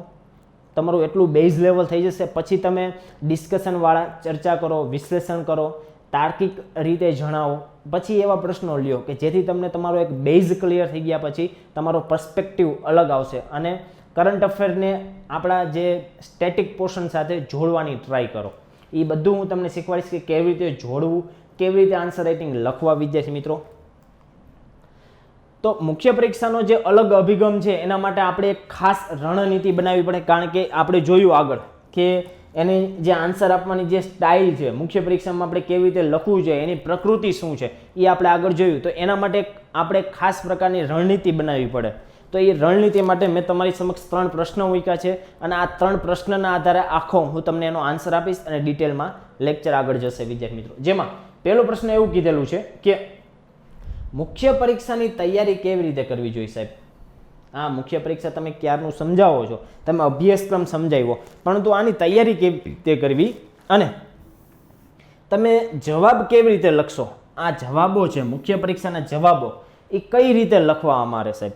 અને જે તમે મુખ્ય પરીક્ષાની જે ભૂગોળ વિષયની વાત કરો છો, તો આ ભૂગોળ વિષયમાં અમારે કઈ પુસ્તક વાંચવું જોઈએ કે જેનાથી અમે ઇફેક્ટિવ અમારું જે રીડિંગ છે ઇફેક્ટિવ અને એમ કહી શકાય કે ટુ ધ પોઈન્ટ અમે લખી શકીએ અને ઓથેન્ટિક બુક હોવી જોઈએ. તો એ કઈ કઈ એવી બુકો છે સાહેબ, તો અમે એને સરખી રીતે રીડિંગ કરી અને અમને અમારી મુખ્ય પરીક્ષામાં ફાયદો થાય. તો બસ આ બધા જ સવાલોનો જવાબ તમને અહીંયા મળી જશે. લેક્ચર તમે કન્ટિન્યુ જોતા રહેજો. કંઈ પણ પ્રશ્ન હોય તમે કમેન્ટ કરતા રહેજો વિદ્યાર્થી મિત્રો. તો મુખ્ય પરીક્ષાની માટેની વ્યૂહરચના, જેમાં સૌપ્રથમ આપણે અભ્યાસક્રમ મુજબ આપણી જે વાંચવાની જે પદ્ધતિ હોવી જોઈએ ને, સૌપ્રથમ આપણી વાંચવાની પદ્ધતિ કેવી હોવી જોઈએ. તો તો આપણો જે અભ્યાસક્રમમાં શું આપેલું છે, અભ્યાસક્રમમાં જે મુજબનું લખાણ હોય, અભ્યાસક્રમ એટલે કે આપણો સિલેબસમાં ભૂગોળ બાબતે શું આપેલું છે, તો સૌપ્રથમ આપણે લેક્ચર સ્ટાર્ટ કર્યો ને એટલે જ અભ્યાસક્રમ મેં કરાવી દીધો કે જેથી આપણો લેક્ચર આખો સ્ટાર્ટ થાય. જે પણ વિદ્યાર્થી મિત્રોને અભ્યાસક્રમ ન હોય, રીડિંગ કરી લીધો હોય, તો હવે એને લેક્ચરમાં સમજાય કે આપણે આર્થિક પ્રવૃત્તિની વાત કરતા હોય અને એમાં ખેતીની વાત કરતા હોય તો ખેતીમાં આપણે આખા એના ડાયમેન્શન લઈ લેવાના કે ખેતીની પદ્ધતિઓ, ખેતીનો પ્રકાર, ખેતીની સમસ્યાઓ, ખેતી રિલેટેડ જે સબસિડી આપેલી છે, ખેતી રિલેટેડ જે પોલિસી સરકારે બહાર પાડી છે, એવી કોઈ કૃષિ નીતિ બહાર પાડી છે કે નહીં, સરકારે કઈ યોજના બહાર પાડેલી છે, ખેતીમાં જે જુદા જુદા પ્રકારની સિંચાઈ પદ્ધતિઓ આવે છે, પછી આવી રીતે ઘણા બધા એસ્પેક્ટથી તમે એક મુદ્દાને તમે છે એ આખો કમ્પ્લીટ કરી શકો છો. તો એવી જ રીતે આખો હું તમને અહીંયા રેડી કરાવવાનો છું વિદ્યાર્થી મિત્રો. ત્યારબાદનું આપણું સ્ટેપ શું હોવું જોઈએ, તો પહેલાં સાહેબ આપણે સિલેબસ તમે કીધો કે આપણો અભ્યાસક્રમ જેને આપણે કહી શકીએ. ત્યારબાદનો ટોપિક છે છેલ્લી જે પરીક્ષામાં પૂછાયેલા પ્રશ્નો, જે જીપીએસસીની એક્ઝામો જુદી જુદી લેવાની હોય એમાં જે મુખ્ય પરીક્ષામાં જે પ્રકારે પ્રશ્ન પૂછાણા હોય તો એ ખાસ ધ્યાન રાખવું. હવે જે થોડુંક છે આપણે ચેન્જ આવી ગયો છે કે પહેલાં આપણે 5 અથવા 10 માર્કના પણ પ્રશ્નો પૂછાતા, હવે માત્ર ને માત્ર છે એ ડાયરેક્ટ 10 માર્કના પ્રશ્નો આપણે પૂછાય છે. 15 પ્રશ્નો હોય છે અને 200 શબ્દો હોય છે, એ આપણે આગળ કીધું, તમને ખ્યાલ હશે. તો હવે ડાયરેક્ટ 10 માર્કના જ પ્રશ્નો પૂછાય છે બધા જ 15 જે જીપીએસસીની ક્લાસ 1 ટુ મેઇન્સની આપણે વાત કરીએ તો વિદ્યાર્થી મિત્રો. તો હવે એ જે પેપર છે એનું શું કરવાનું, તો તમારે વિશ્લેષણ કરવાનું કે એમાં કેવા પ્રકારના પ્રશ્નો પૂછાણા છે, તો આપણે એવું જ રીડિંગ કરીએ છીએ કે નહીં, એ મુજબનું રીડિંગ કરીએ છીએ કે નહીં. હવે એમાં બેઝિક બહુ ઓછા પૂછાતા હોય, બેઝિક અત્યારે હવે કેટલા ટોટલ 3 થી 4 પ્રશ્નો હોય તો એમાંથી 1 થી 2 બેઝિક હોય અને 3 એની સાથે વિશ્લેષણ, તાર્કિક વિશ્લેષણ, ચર્ચા કરો એવા પ્રશ્નો હોય છે. તો આપણે બેઝિક એ આપણું એટલું આમ કમજોર ન હોવું જોઈએ કે બેઝિક આપણું એકદમ ક્લિયર હોવું જોઈએ કે જેથી બેઝિક જ્યારે આપણે એવો તાર્કિક વિશ્લેષણવાળો પ્રશ્ન આવે તો આપણે એમાં વ્યાખ્યા લખવી હોય, એમાં કોઈ બેઝિકનો મુદ્દો ટાંકવો હોય તો આપણને ખ્યાલ આવી જતો હોવો જોઈએ વિદ્યાર્થી મિત્રો. ત્યારબાદ આપણે વાત કરીએ કે મુખ્ય પરીક્ષાનો જે અભિગમ છે એ તદ્દન અલગ છે. આપણે આગળ કીધું કે પ્રશ્નોની સંખ્યા કેટલી છે, હવે 15 થઈ ગઈ છે અને એક પ્રશ્નનો ગુણભાર 10 છે. ટોટલ 200 શબ્દની મર્યાદા છે અને 150 માર્ક્સનું આખું પેપર હોય છે, 150 માર્ક્સનું. તો હવે આ જે આપણે જવાબ જ્યારે લખતા હોય ને, મુખ્ય પરીક્ષાનો જ્યારે જવાબ લખતા હોય ને ત્યારે એનું એક ચોક્કસ માળખું હોવું જોઈએ. GS1ની આપણે વાત કરીએ કે GS2ની વાત કરીએ કે GS3ની, કે GSમાં કોઈ પણ જે સામાન્ય અભ્યાસના જે પેપર છે એમાં તમે કોઈ પણ પ્રશ્નો લખતા હોય તો એ પ્રશ્નને લખવા માટેનું એક ચોક્કસ મુખ્ય પરીક્ષાનું એક માળખું હોય છે વિદ્યાર્થી મિત્રો. જેમાં સૌપ્રથમ આદર્શ જવાબ આપણે કોને કહી શકીએ કે આદર્શ જવાબમાં તમે એની પ્રસ્તાવના લખો, સ્ટાર્ટિંગમાં કોઈ એક પ્રશ્ન આપેલો હોય એ પ્રશ્નના આધારે તમે એની બેઝિક માહિતી લખો. હવે તમને એમ થાય સાહેબ પ્રસ્તાવનામાં શું લખવું જોઈએ, કેવી રીતે લખવું જોઈએ, આગળ તમને સમજાવીશ વિદ્યાર્થી મિત્રો. જવાબનો મુખ્ય ભાગ તમને જે પ્રશ્નમાં પૂછ્યું છે ડાયરેક્ટ ટુ ધ પોઈન્ટ અહીંયા વાત થશે અને જે મુખ્ય જે વિચાર છે એ તમારો અહીંયા રજૂ થશે. અને સમાપન હંમેશા એવું હોવું જોઈએ કે જે વાંચનાર વ્યક્તિ છે એને ખ્યાલ આવી જાય કે ઓકે આ સમસ્યા હતી, તેનું સમાધાન આ થશે, આગળનો રસ્તો આ છે. છેલ્લે કન્ક્લુઝન એવું હોવું જોઈએ વિદ્યાર્થી મિત્રો. જેમાં પ્રસ્તાવનાની શરૂઆત કેવી રીતે કરીશું આપણે એની વાત કરીએ વિદ્યાર્થી મિત્રો. તો પ્રસ્તાવનાની આપણે શરૂઆત કરવી હોય તો પ્રસ્તાવનામાં આપણે ભૂગોળ વિષયની વાત કરશું. તો ભૂગોળમાં જ્યારે તમે પ્રસ્તાવના લખો, તમને બેઝિક પ્રશ્ન પૂછ્યો હોય કે ખંડીય છાજલી એટલે શું, બેઝિકની આપણે વાત કરી તો તમે ખંડીય છાજલીની પહેલાં સૌપ્રથમ વ્યાખ્યા આવી જોઈએ. કોઈ પણ તમને ક્લાઇમેટ ચેન્જ એટલે શું, ક્લાઇમેટ ચેન્જની ભારતીય અર્થતંત્ર ઉપરની અસરો જણાવો. ખાલી તમને એમ પૂછ્યો હોય કે ક્લાઇમેટ ચેન્જની ભારતીય અર્થતંત્ર ઉપરની અસરો જણાવો, તો એમાં તમે જ્યારે આન્સર લખતા હોય તો પહેલાં તમારે જે ઇન્ટ્રોડક્શન હોય કે જેને આપણે પ્રસ્તાવના કહેશું, તો પ્રસ્તાવનામાં તમારે હંમેશા એની વ્યાખ્યા લખવી અથવા એને સંબંધિત કોઈ ડેટા તમે કરંટમાં વાંચેલો હોય તો કરંટના ડેટાથી શરૂઆત કરવી. તો હું તમને અત્યારે કરાવીશ એક પ્રશ્ન એટલે તમને સાવ ખ્યાલ આવી જશે કે આ પ્રશ્ન હું તમને એક લઈશ આગળ. જ્યારે આખું ઇન્ટ્રોડક્શન કમ્પ્લીટ થઈ ગયા બાદ આખો એક પ્રશ્ન તમને સમજાવીશ. એ પ્રશ્નમાં તમને આખો ખ્યાલ આવી જશે કે મેં તમને આખી આ પદ્ધતિ મેં તમને કીધી છે એ પ્રેક્ટિકલ સ્વરૂપે એક પ્રશ્ન લઈ અને આપણે ડિટેલમાં ચર્ચા કરશું વિદ્યાર્થી મિત્રો. જેમાં એની જે શબ્દ મર્યાદા છે ને વિદ્યાર્થી મિત્રો એ 27 થી 30 શબ્દોની રાખવી, મેક્સિમમ 3 થી 4 લાઈન, એવું નહીં કે ફિક્સ 27 થી 30. એટલી ઓલમોસ્ટ આદર્શ એમ કહી શકીએ. આદર્શ આપણે પ્રશ્નનો જવાબ છે એ આવી રીતે લખી શકીએ. અને એક ખાસ વાત બીજી કે વિદ્યાર્થી મિત્રો, કે અમુક ઘણા બધા વિદ્યાર્થી મિત્રોની સ્ટાઇલ અલગ હશે. આ હું તમને એક મારી સ્ટાઇલ, હું એક્ઝામમાં ગયો હોય મેઇન્સ દેવા અને હું કેવી રીતે લખું, આ એની એક આદર્શ ઉત્તર લખવાનું એક માળખું છે કે જેના આધારે એક્ઝામિનરને આ તમે આવી રીતે લખેલું હોય તો એને કદાચ ગમે. તો એવી રીતે આખું તમને અહીંયા દર્શાવું છું. ત્યારબાદ જવાબનો જે મુખ્ય ભાગ છે, જવાબનો જે મુખ્ય ભાગ, આપણે પ્રસ્તાવનાની વાત કરેલી, તો જવાબનો મુખ્ય ભાગ આપણે જ્યારે લખવા બેસીએ ત્યારે એમાં શું શું લખવું જોઈએ એની આપણે વાત કરીએ. તો જ્યારે જવાબનો મુખ્ય ભાગ જ્યારે પૂછવામાં આવે ત્યારે પ્રશ્નોની વિસ્તૃત માહિતી આપતો આપણો જવાબ હોવો જોઈએ. જે પ્રશ્ન આપેલો છે, મેં તમને કીધું કે હવે જે પ્રશ્નમાં આપેલું એની જ ડિટેલમાં ચર્ચા અહીંયા થતી હોવી જોઈએ, કે ડિટેલમાં આન્સર હોવો જોઈએ. અને આપણો પ્રશ્ન કેવો હોવો જોઈએ આન્સર, તો એ વધુ પ્રભાવી બનાવવા આ ભાગનું જે મુખ્ય જે ભાગ હોય, જે મુખ્ય આપણે જે આન્સર લખતા હોય એમાં જે હેડિંગ ખાસ પાડવું. તમને કોઈ પણ જંગલોના પ્રકાર પૂછ્યા હોય તો જંગલોના પ્રકારમાં તમે મુખ્ય હેડિંગ રાખો કે ઉષ્ણકટિબંધીય જંગલો, પછી સમશીતોષ્ણ પ્રકારના જંગલો. તો એમાં તમારે મુખ્ય હેડિંગ રાખવું એ નિત્ય બારેમાસ નિત્ય લીલા જંગલો, મેંગ્રુવના જંગલો. તો મેંગ્રુવના જંગલો મુખ્ય ટોપિક, મેઇન મુદ્દો રાખી અને એની નીચે તમે મેંગ્રુવના જંગલો લખો અને મુખ્ય મુદ્દો હોય એને તમે આવી રીતે કરી દો. તો શું તમને એક્ઝામિનર જ્યારે તમારો આન્સર ચેક કરતો હશે તો એના તમારા મેઇન મુદ્દા સામે આવવાથી એને થોડોક તમારા આન્સરનો પ્રભાવ અસરકારક એના ઉપર થશે વિદ્યાર્થી મિત્રો. કારણ કે તમને એક્ઝામિનર તમને તમારી પરિસ્થિતિને, તમે જે લેવલની તૈયારી કરેલી છે એને ખ્યાલ નથી આવતો. એને માત્ર તમારી એની સામે તમારી શું હોય છે, આન્સર શીટ હોય છે. એના આધારે એ તમને જજ કરતા હોય છે, એના આધારે તમને એ માર્ક્સ આપતા હોય છે વિદ્યાર્થી મિત્રો. તો આપણે લખવાની જે શરૂઆત છે એ કેવી રીતે કરેલી હોવી જોઈએ, તો પ્રસ્તાવના હોવી જોઈએ. ત્યારબાદ મુખ્ય જવાબનો મુખ્ય ભાગ, એમાં આપણે કેવી રીતે લખશું કે મુખ્ય હેડિંગ રાખશું, ત્યારબાદ સબ હેડિંગ રાખશું અને તમારી દલીલો છે એ એની નીચે આપણે રજૂ કરશું વિદ્યાર્થી મિત્રો. અને જે આપણા મુખ્ય ભાગમાં તમારા જે વિચારો છે, તમારા જે જુદા જુદા એ ટોપિકને જોવાના નજરિયો છે, એ બધા જ પાસાઓ છે એ મુખ્ય ભાગમાં આવી જતા હોવા જોઈએ. એવી રીતે તમારો આન્સર હોવો જોઈએ. ત્યારબાદ જવાબના મુખ્ય જે ભાગ હોય એની અંદર જ તમે માહિતીને ચાર્ટના આધારે દર્શાવી શકો, આકૃતિના આધારે દર્શાવી શકો. અને જો તમે ભૂગોળ સાથે સંકળાયેલા હોય, ભૂગોળના તમે જ્યારે આન્સર રાઇટિંગ કરતા હોય તો ભૂગોળના આન્સર રાઇટિંગમાં ભૌગોલિક જ્યારે સ્થળ વિશેનો કોઈ પ્રશ્ન હોય તો એની સાથે સંકળાયેલ હોય તો તમે બેઝિક તમે નકશો દોરી શકો. હવે તમને એમ પૂછાય કે તમે તટો, ભારતના તટીય કિનારાઓ વિશે વાત કરો, તટના કિનારાઓ વિશે વાત કરો. હવે તમે જ્યારે મેપ દોરતા હોય, સાઈડમાં તમે આવી રીતે આમ મેપ દોરી, આવી રીતે તમે મેપ દોરેલો હોય તો તમને આ બેઝિક કહેવાય, સ્કેલ માપ વગરનો. હવે તમે એમ દર્શાવી દો ગુજરાતનો તટીય, સૌરાષ્ટ્રનો તટીય વિસ્તાર, આવી રીતે આખું માલાબારનો તટીય વિસ્તાર, પછી અહીંયા ઉત્તરી સરકાર, આવી રીતે તમે દર્શાવો, કોરોમંડલ કોસ્ટ, આવી રીતે તમે દર્શાવો છો લખીને.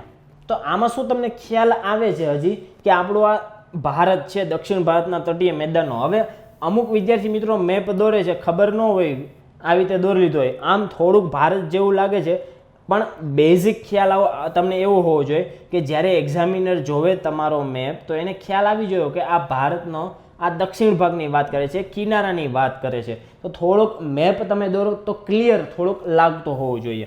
એવું નહીં કે જેવો એક્ઝેક્ટલી મેપમાં હોય એવો જ આપણે એક્ઝામમાં દોરવો, પરંતુ આપણો જે મેપ છે એ થોડો ક્લિયર લાગવો જોઈએ. અને ખાસ બીજી કે તમે જે મેપ દોરેલો હોય તો એ એક બોક્સમાં રાખી દેવો.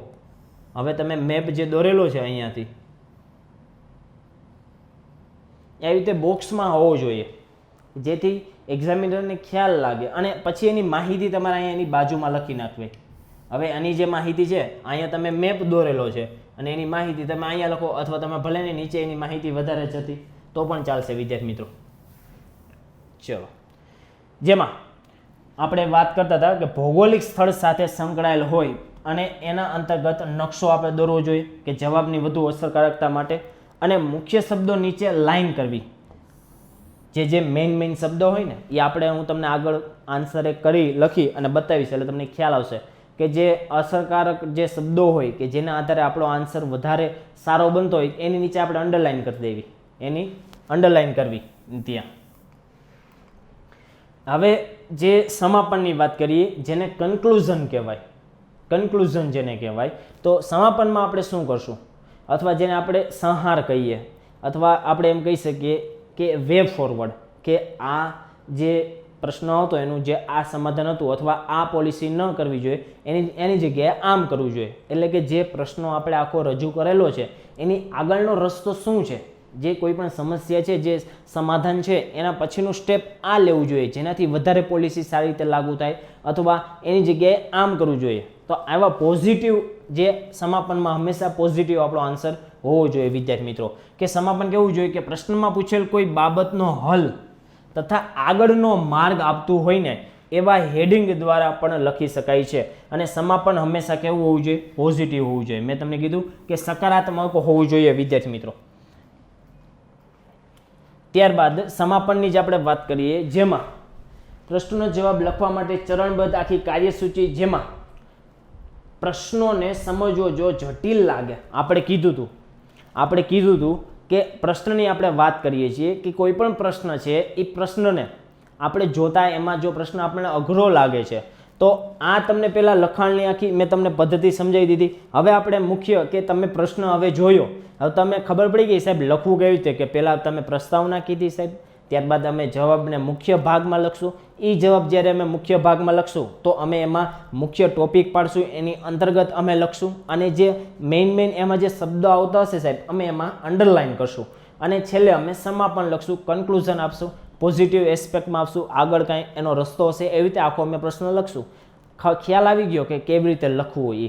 તો હવે પ્રશ્ન તમે જ્યારે જોવો છો અને પ્રશ્ન જોતા તમને થોડોક અઘરો લાગે છે પ્રશ્ન, તો પ્રશ્નને આપણે શું કરશું, ચરણબદ્ધ રીતે લખવો હોય આપણે તો એને સૌપ્રથમ તમારે પ્રશ્ન લખવો હોય તો સૌપ્રથમ તમે જ્યારે એક્ઝામમાં જાઓ અથવા તમે પ્રેક્ટિસ કરતા હોય ત્યારે તમારે શું કરવાનું, તો પ્રશ્નને પહેલાં સમજવાનો. પહેલું સ્ટેપ તમારું શું હોય, તો પ્રશ્નને સમજવાનો.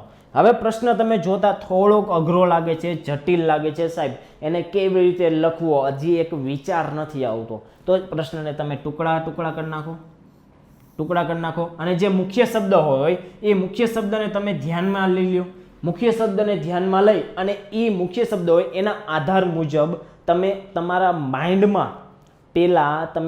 માઇન્ડમાં એક છે એ આખો આન્સરની એક પદ્ધતિ, પ્રસ્તાવના, મુખ્ય બોડી અને કન્ક્લુઝન, એ તમારા માઇન્ડમાં તમે એક નક્કી કરી નાખો કે જેને આપણે શું કહેવાય કે જવાબની રૂપરેખા.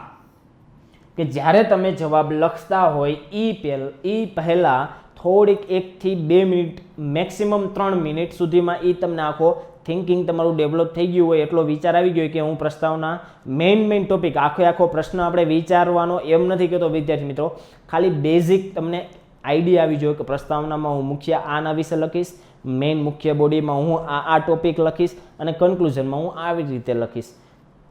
દરેક પ્રશ્નમાં તમે થોડીક એમ કહી શકાય તમારી રાઇટિંગ સ્કિલમાં થોડીક સ્પીડ હોય, એ સ્પીડ કેવી રીતે આવશે કે તમે પ્રેક્ટિસ કરશો, તમે એક આખો ટોપિકને આખો સમજેલો હશે, 360 ડિગ્રીના વ્યૂમાં તમે સમજેલો હશે તો તમને તરત આ બધું સ્ટ્રાઇક થવા લાગશે વિદ્યાર્થી મિત્રો.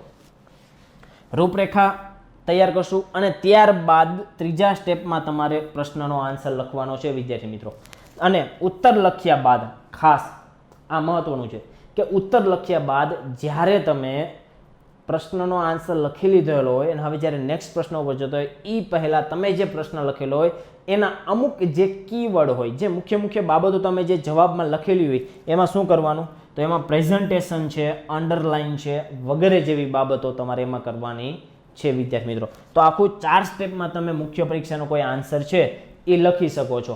તો હવે આપણે મુખ્ય પરીક્ષાના ભૂગોળ માટે જ્યારે પુસ્તકોની વાત કરશું, અત્યાર સુધી મેં તમને શું સમજાવ્યું કે મુખ્ય પરીક્ષા તૈયારી કેવી રીતે કરવી, કઈ રીતે પ્રશ્નો લખવા, અને હવે પુસ્તકો વિશે વાત કરશું કે કયા પુસ્તકો સાહેબ વાંચવા જોઈએ અમારે.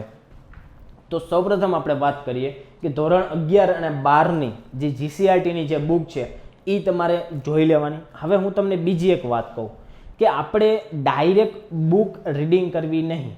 સૌપ્રથમ મેં તમને આ નહોતું કીધું, સૌપ્રથમ મેં તમને શું કીધું હતું લેક્ચરમાં, અભ્યાસક્રમ કીધો હતો ખાસ અભ્યાસક્રમના આધારે જે ટોપિક આ બુકમાં હોય, આ ઓથેન્ટિક બધી બુકો કહી શકાય કે જેના આધારે તમે આન્સર લખતા હોય તો તમારો આન્સર 100% સાચો હોય, કે તમે કોઈ પ્રાઇવેટ પબ્લિકેશનના મટીરિયલનો યુઝ આપણે રેફરન્સ તરીકે ન દઈ શકીએ, એટલા માટે આપણે આ બધી બુકો લીધેલી છે. જેમાં ધોરણ 11ની જીસીઆરટી, 12મા ધોરણની જીસીઆરટી અને જે પણ વિદ્યાર્થી મિત્રોને એનસીઆરટી, આ છે એ એનસીઆરટી છે વિદ્યાર્થી મિત્રો. આ ધોરણ 11ની 2 એનસીઆરટી છે. ધોરણ 11ની એક આ આવશે એ ભૌતિક ભૂગોળ આવશે, ફિઝિકલ ફંડામેન્ટલ ફિઝિકલ જીઓગ્રાફી. આ ભૌતિક ભૂગોળ આવશે અને આ છે એ ઇન્ડિયન ફિઝિકલ જીઓગ્રાફી એટલે કે ભારતની ભૂગોળ.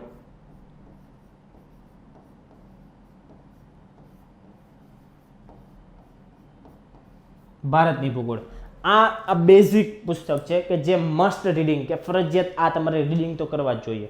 હવે એમ હોય સાહેબ અમને આ ઇંગ્લિશમાં નથી સમજાતું એનસીઆરટી, તો હિન્દીમાં પણ અવેલેબલ છે વિદ્યાર્થી મિત્રો. હિન્દીમાં પણ તમે એનસીઆરટી છે એ રીડિંગ કરી શકો છો વિદ્યાર્થી મિત્રો.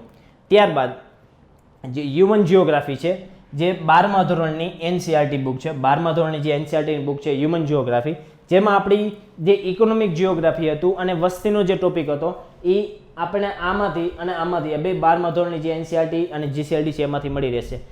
અને થોડુંક ડિટેલમાં તમારે જો ભારતની ભૂગોળ સમજવી હોય, જે પણ વિદ્યાર્થી મિત્રોને થોડીક આ જે 11માની જે એનસીઆરટી છે, 11માની જે એનસીઆરટી છે એ 11માની એનસીઆરટી ઇંગ્લિશમાં અને હિન્દીમાં થોડીક ટફ પડે છે, તો એના માટે બીજી બુક, 2 બુક છે.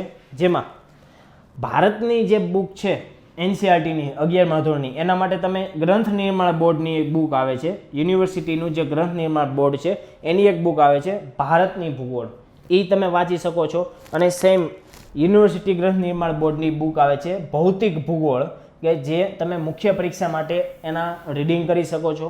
અને આમાં બેસ્ટ એમ કહી શકાય કે તમારે પ્રસ્તાવના કેવી રીતે લખવી, આમાં તમે કોઈ પણ ટોપિક જોવો એમાં પહેલાં પ્રસ્તાવના આપેલી હોય, પછી એના વિશે ડિટેલમાં આપેલું હોય કે તમને ઇઝીલી સરળતાથી સમજાઈ શકે વિદ્યાર્થી મિત્રો. તો આવી રીતે તમે આખી તમારી જે મુખ્ય પરીક્ષાની તૈયારી છે એ આવી રીતે કરી શકશો. હવે આપણે જે ચાલુ કરશું વિદ્યાર્થી મિત્રો એ પ્રશ્ન એ મુજબ ચાલુ કરશું, કે પ્રશ્ન તમારે લખવો હોય તો પ્રશ્ન તમે કેવી રીતે લખી શકો એના વિશે આપણે ડિટેલમાં ચર્ચા કરશું. વિદ્યાર્થી મિત્રો આપણે જે અભ્યાસક્રમની વાત કરેલી, જે કેવી રીતે પુસ્તકો વાંચવા એની ડિટેલમાં ચર્ચા કર્યા બાદ હવે જે આપણે જોવાના છે એ પ્રશ્ન વિશે જોવાના છે, કે અત્યાર સુધી જે આપણે ડિટેલમાં કીધેલું કે તમારે કેવી રીતે તૈયારી કરવી, મેં તમને આખું ઇન્ટ્રોડક્શન સમજાવ્યું, કેવી રીતે મુખ્ય બોડી કરવી, કેવી રીતે સમાપન એટલે કન્ક્લુઝન કરવું. તો આપણે એને એક ઉદાહરણ દ્વારા એક પ્રશ્નને આખો તમને અહીંયા ડિટેલમાં સમજાવીશ, એટલે તમને આખો ખ્યાલ આવી જશે કે આપણે મેઇન્સમાં આન્સર રાઇટિંગ કેવી રીતે કરવું જોઈએ. તો વિદ્યાર્થી મિત્રો આપણે જે વાત કરતા હતા ભારતના ભૂગોળની, અને ભારતનું ભૂગોળ એક મુખ્ય પરીક્ષામાં તમારે તૈયારી કરવી હોય તો એની આખી રણનીતિ કેવી રીતે આપણે કરેલી છે એના વિશે વાત કર્યા બાદ ઉદાહરણ એક પ્રશ્ન દ્વારા અહીંયા તમને પ્રશ્ન આપેલો છે. આ એક બેઝિક પ્રશ્ન છે કે જેમાં તમને ડાયરેક્ટ તમે રીડિંગ કરેલું હોય અને તમે આન્સર છે એ લખી શકો. આ ડાયરેક્ટ એવો બેનિફિટ, ડાયરેક્ટ એવો પ્રશ્ન છે કે તમે રીડિંગ કરેલું હોય અને ડાયરેક્ટ તમે લખી શકો. તો વિદ્યાર્થી મિત્રો આ એક પ્રશ્ન છે, એના ઉદાહરણ દ્વારા હું તમને બધા પ્રશ્નો અથવા જુદા જુદા અલગ અલગ આખી સિરીઝ આપણે લેશું, કે પહેલાં સ્ટેટિક પ્રશ્નો કે જે બેઝિક પ્રશ્નો ડાયરેક્ટ આપણે પુસ્તકમાં વાંચેલા હોય અને આપણે પુસ્તકમાં વાંચેલું જે આપણું નોલેજ છે એ આપણે પેપરમાં છાપી શકીએ. પહેલાં આખી એવી રીતે સિરીઝ જશે, પછી થોડુંક એક લેવલ અપ જશે, પછી તાર્કિક વિશ્લેષણ કે બેઝિક પ્રશ્ન પૂછેલો હોય અને એના આધારે એની અસરો, અર્થતંત્ર ઉપરની અસરો, સમાજ ઉપરની અસરો, પછી વાતાવરણની અસરો, ઇન્ડિયન મોન્સૂનની ક્લાઇમેટ ચેન્જ ઉપર, ક્લાઇમેટ ચેન્જ દ્વારા ઇન્ડિયન મોન્સૂન ઉપરની અસરો, આવી રીતે આખી સિરીઝ એવી રીતે આખી ચાલુ કરેલી છે વિદ્યાર્થી મિત્રો. તો પહેલાં તમને ધીરે ધીરે કે બેઝિક બધા પ્રશ્નો ક્લિયર થઈ જાય, એમાં મોટાભાગે બધા સિલેબસના ટોપિક કવર થઈ જાય, ત્યારબાદ સિલેબસનો જે ટોપિક છે એની જે તાર્કિક રીતે ચર્ચા કરો, વિશ્લેષણ કરો, એવી રીતે જે એક્ઝામમાં પૂછાય છે એવી રીતે ચર્ચા કરશું. આ પ્રશ્ન પણ જીપીએસસી 2019માં પૂછાઈ ગયેલો પ્રશ્ન છે, જે 120થી 130 શબ્દો, 120થી 130 શબ્દોમાં પૂછાયેલો છે વિદ્યાર્થી મિત્રો, જેમાં 120થી 130 શબ્દોમાં. તો પ્રશ્ન શું છે, મેં તમને આખો પ્રશ્નનો ક્રમ જણાવેલો હતો. જો તમે જોયું હોય કે પ્રશ્ન પહેલાં આપણે સૌપ્રથમ શું કરવાનું, તો પહેલાં આપણે જ્યારે એક્ઝામ દેવા જાય, મુખ્ય પરીક્ષાનું પેપર આપણા હાથમાં આવેલું છે, પહેલાં આપણે પ્રશ્ન વાંચવાનો. ઓકે, પ્રશ્ન વાંચો કે ઉત્તર ભારતમાં વહેતી નદીઓ અને દ્વીપકલ્પીય ભારતમાં વહેતી નદીઓ વચ્ચેની ભિન્ન લાક્ષણિકતાઓ જણાવો. જો હવે તમને આમાં ચોખ્ખું ડાયરેક્ટમાં ક્વેશ્ચનમાં કહી દીધું છે કે ઉત્તર ભારતમાં વહેતી નદીઓ, ઉત્તર ભારતમાં વહેતી નદીઓ અને દ્વીપકલ્પીય ભારતમાં વહેતી નદીઓ, આ બે નદીઓ વિશે આપણે કંઈક આ જવાબમાં વાત કરવાની છે. તો પહેલાં આપણે બેઝિક આઈડિયા આવી જતો હોવો જોઈએ પ્રશ્ન જોઈએ ત્યારે કે પ્રશ્નમાં કીધું શું છે, શું માગે છે પ્રશ્ન.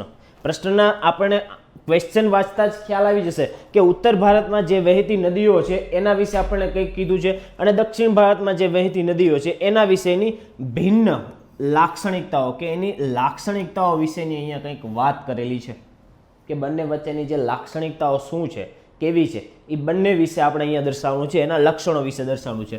તો આ જે હું તમને કહેતો તો કીવર્ડ શું છે, તો આ તો હજી સૌ બેઝિક પ્રશ્ન છે, તમને ખ્યાલ આવી જશે કીવર્ડ ડાયરેક્ટ, પરંતુ ચર્ચા કરો, વિશ્લેષણ કરો, વાક્ય મૂકેલું હોય અને લખેલું હોય ચર્ચા કરો, એમાં થોડુંક તમને ટફ પડે. ત્યારે આપણે આગળ અત્યારે બેઝિકથી ચાલુ કરી અને એડવાન્સ લેવલની આખી કે આપણા સિલેબસના બધા જ ટોપિક કવર થઈ જાય અને તમારું ક્વેશ્ચન જે રાઇટિંગ છે, આન્સર રાઇટિંગ એ કમ્પ્લીટ થઈ જાય એવી રીતે આખી સિરીઝ છે વિદ્યાર્થી મિત્રો. હવે હું તમને સમજાવીશ કે આ પ્રશ્નના આધારે હવે આપણને અહીંયા આપણો જે સિલેબસનો ટોપિક છે જળ અપવાહ તંત્ર એટલે કે નદીઓ, આપણા સિલેબસના ટોપિકમાં એવું લખેલું હશે કે જળ અપવાહ તંત્ર એટલે નદીઓ, એટલે નદીઓ ઉપરના કોઈ પણ પ્રશ્ન પૂછાય. હું તમને અહીંયા સ્માર્ટ ટેકનિક વાળી તૈયારી કરાવીશ વિદ્યાર્થી મિત્રો કે તમને હવે કોઈ પણ નદી રિલેટેડ ક્વેશ્ચન આવેલો, અત્યારે આપણે આ પ્રશ્ન સોલ્વ કરશું, પરંતુ હું તમને એવી તૈયારી કરાવડાવીશ કે હવે નદી સંબંધિત કોઈ પ્રશ્ન આવ્યો તો નદી સંબંધિત કોઈ પ્રશ્નમાં આપણે ઇન્ટ્રોડક્શન લખવી હોય તો આપણે કેવી રીતે લખી શકીએ,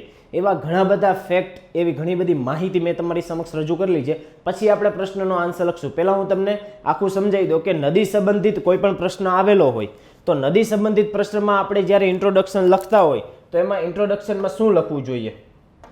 તો એવા તમને અહીંયા મેં તમને કીધું હતું સૌપ્રથમ કે જ્યારે પણ આપણે ઇન્ટ્રોડક્શન લખતા હોય એમાં ઉપરથી 3 થી 4 લાઈન અથવા 27 થી 30 શબ્દોમાં કોઈ પણ પ્રશ્ન પૂછાણો હોય એની ઇન્ટ્રોડક્શન લખવી. ત્યારે હવે આવું ડાયરેક્ટ આપણે બેઝિક પ્રશ્ન પૂછેલો હોય તેમ છતાંય તમે એમાં ઇન્ટ્રોડક્શન છે અથવા નદીની વ્યાખ્યા છે એ લખી શકો. તમારો જે આન્સર છે એ બહુ અસરકારક રહેશે વિદ્યાર્થી મિત્રો. જેમાં આપણે વાત કરીએ તો આ જે આખા તમને અહીંયા ટોપિક આ પોઈન્ટ આપેલા છે ને વિદ્યાર્થી મિત્રો, એ તમે એક એક પોઈન્ટને જોડી અને આખું ઇન્ટ્રોડક્શન બનાવી શકો. જે આ બધા હજી 2 થી 3 સ્લાઇડ છે કે જેમાં તમે નદી સંબંધિત કોઈ પણ પ્રશ્ન આવે એ પછી નદીની લાક્ષણિકતાઓ કીધી હોય, નદી એક માનવની જીવાદોરી સમાન છે, નદી એક સંસ્કૃતિ તરીકે વિકસેલી માનવની એક સંસ્કૃતિ તરીકે વિકસેલ નદીને ગણવામાં આવે છે, એના વિશે ચર્ચા કરો. તો આવી ઘણા બધા બીજા ઘણા બધા પ્રશ્નો હોય અથવા કોઈ પણ પ્રશ્ન નદી સંબંધિત હોય અને જ્યારે તમારે ક્વેશ્ચનમાં તમારે આન્સર લખવાનો હોય અને ઇન્ટ્રોડક્શન લખવાનું હોય તો તમે નદી સંબંધિત કયું ઇન્ટ્રોડક્શન લખી શકો. તો મેક્સિમમ બધા જ જે મોટાભાગના જે વાક્યો છે જે તમને સરળતાથી યાદ રહી શકે એવા બધા જ વાક્યો અહીંયા લઈ લીધેલા છે. તો પહેલાં તમને ખાલી ઇન્ટ્રોડક્શન સમજાવીશ કે આવી રીતે ઇન્ટ્રોડક્શન તમે લખી શકો અને પછી આખો એક ક્વેશ્ચનનો એક આન્સર તમને સમજાવીશ. તો પહેલાં કે ભારત એક વિશાળ દેશ છે જેમાં ભૂગર્ભીય સંરચનાઓ, જળવાયુ તથા સ્થળ સંબંધિત વિષમતાઓ જોવા મળે છે.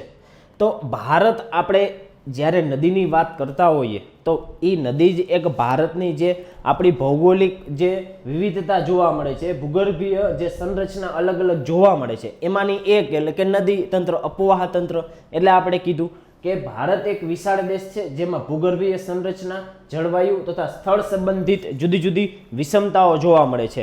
તો એના આધારે આપણે કહી શકીએ ઇઝીલી સરળતાથી આપણે નદી વિશે વાત કરીએ છીએ પછી તરત તેના પરિણામ સ્વરૂપે દેશના વિભિન્ન ભાગોમાં ભૂજળ સંબંધિત વિષમતાઓ બહુ જ વધારે જોવા મળે છે.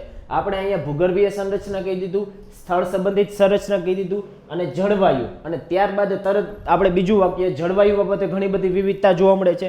અને ભારતમાં હવે ડાયરેક્ટ ટ્રેક ઉપર આવી જવાનું આન્સર પણ હજી ઇન્ટ્રોડક્શનમાં છીએ, પરંતુ આપણે આ લાઈન પણ ઇન્ટ્રોડક્શનમાં મૂકી શકીએ કે ભારતમાં હજારો નાની મોટી નદીઓ છે જે દેશના વિભિન્ન ભાગોમાં પ્રવાહિત થાય છે.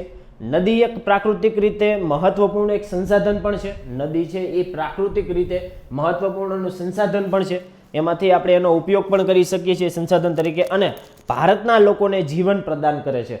જો આ બધા જ વાક્યો એવા છે કે તમે ડાયરેક્ટ ઇન્ટ્રોડક્શનમાં લખી શકો. આ બધા જ વાક્ય એવા છે. ત્યારબાદ ફરી પાછો નદીનો ઉપયોગ વિશે આપણે કહી દઈએ કે નદીઓના પાણી પીવા માટે, ખેતીમાં સિંચાઈ માટે, ઉદ્યોગો તેમજ રોજબરોજની પ્રવૃત્તિમાં ઉપયોગી હોવાથી તેને મનુષ્યોની જીવાદોરી કહેવામાં આવે છે.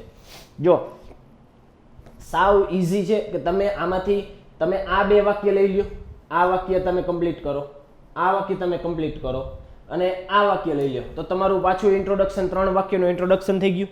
મેક્સિમમ 3 થી 4 વાક્યોનું ઇન્ટ્રોડક્શન થઈ ગયું. પછી તમે જ્યારે ઇન્ટ્રોડક્શનમાં આ પેરા મૂકેલો હોય કે નદી પ્રાકૃતિક રીતે મહત્વપૂર્ણ સંસાધન છે અને ભારતના લોકોને જીવન પ્રદાન કરે છે, જેમ કે આવી રીતે આથી મનુષ્યની જીવાદોરી સમાન આપણે કહી શકીએ. અને જેમાં પછી આગળથી આપણે વાત કરીએ કે નદીઓ મુખ્ય રીતે બે ભાગમાં આપણે વહેંચેલી છે, ઉત્તર ભારતની નદીઓ અને દ્વીપકલ્પીય ભારતની નદીઓ. જેને ઉત્તર ભારતની નદીઓને હિમાલયની નદીઓ પણ કહેવામાં આવે છે, દ્વીપકલ્પીયને પેનિન્સ્યુલર અથવા દ્વીપકલ્પીય નદીઓ તરીકે પણ ઓળખવામાં આવે છે. અને ત્યારબાદ તમે હિમાલયની નદીઓ વિશે એની ચર્ચા, લાક્ષણિકતાઓ વિશે વાત કરો, આ બાજુ તમે દ્વીપકલ્પીય નદીઓ વિશે વાત કરો. આવી રીતે તમે આખો પ્રશ્ન, ઇઝી પ્રશ્ન છે, સ્ટેટિક પ્રશ્ન છે, બેઝિક પ્રશ્ન છે, એટલે સરળતાથી તમને સમજાઈ જશે.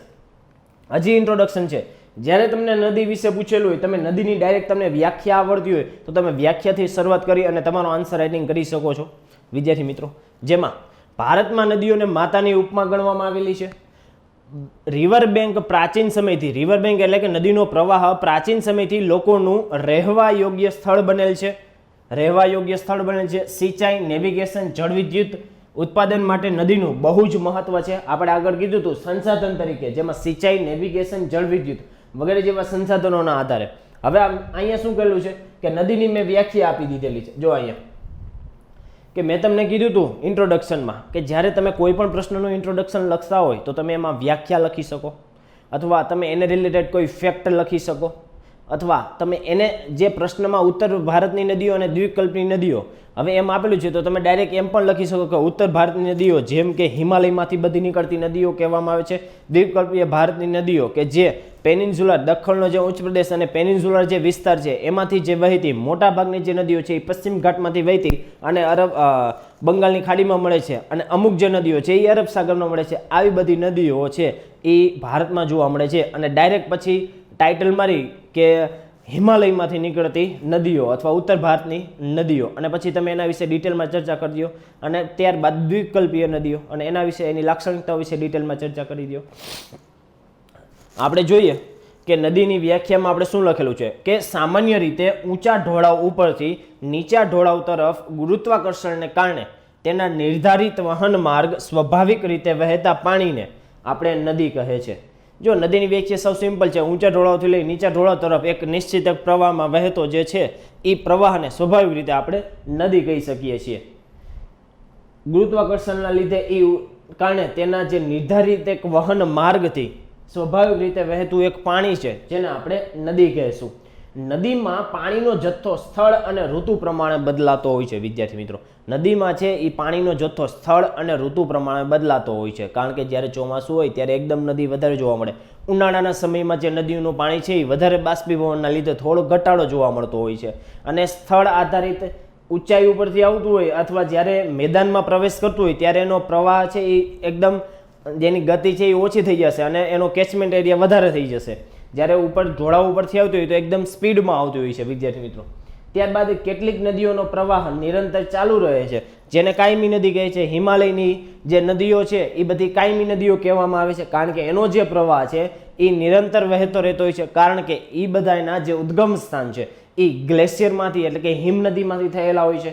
એટલા માટે વિદ્યાર્થી મિત્રો કાયમી નદીઓનું આપણે જે કીધું કે કાયમી નદીઓનું જે ઉદ્ગમ સ્થાન છે એ મોટા ભાગે હિમાચ્છાદિત જે પર્વત શિખરો હોય છે, હિમાચ્છાદિત જે પર્વત શિખરો હોય છે એમાંથી થતું હોવાને લીધે અથવા સરોવરમાંથી હોય છે, એટલા માટે એ કાયમી નદી હોય છે.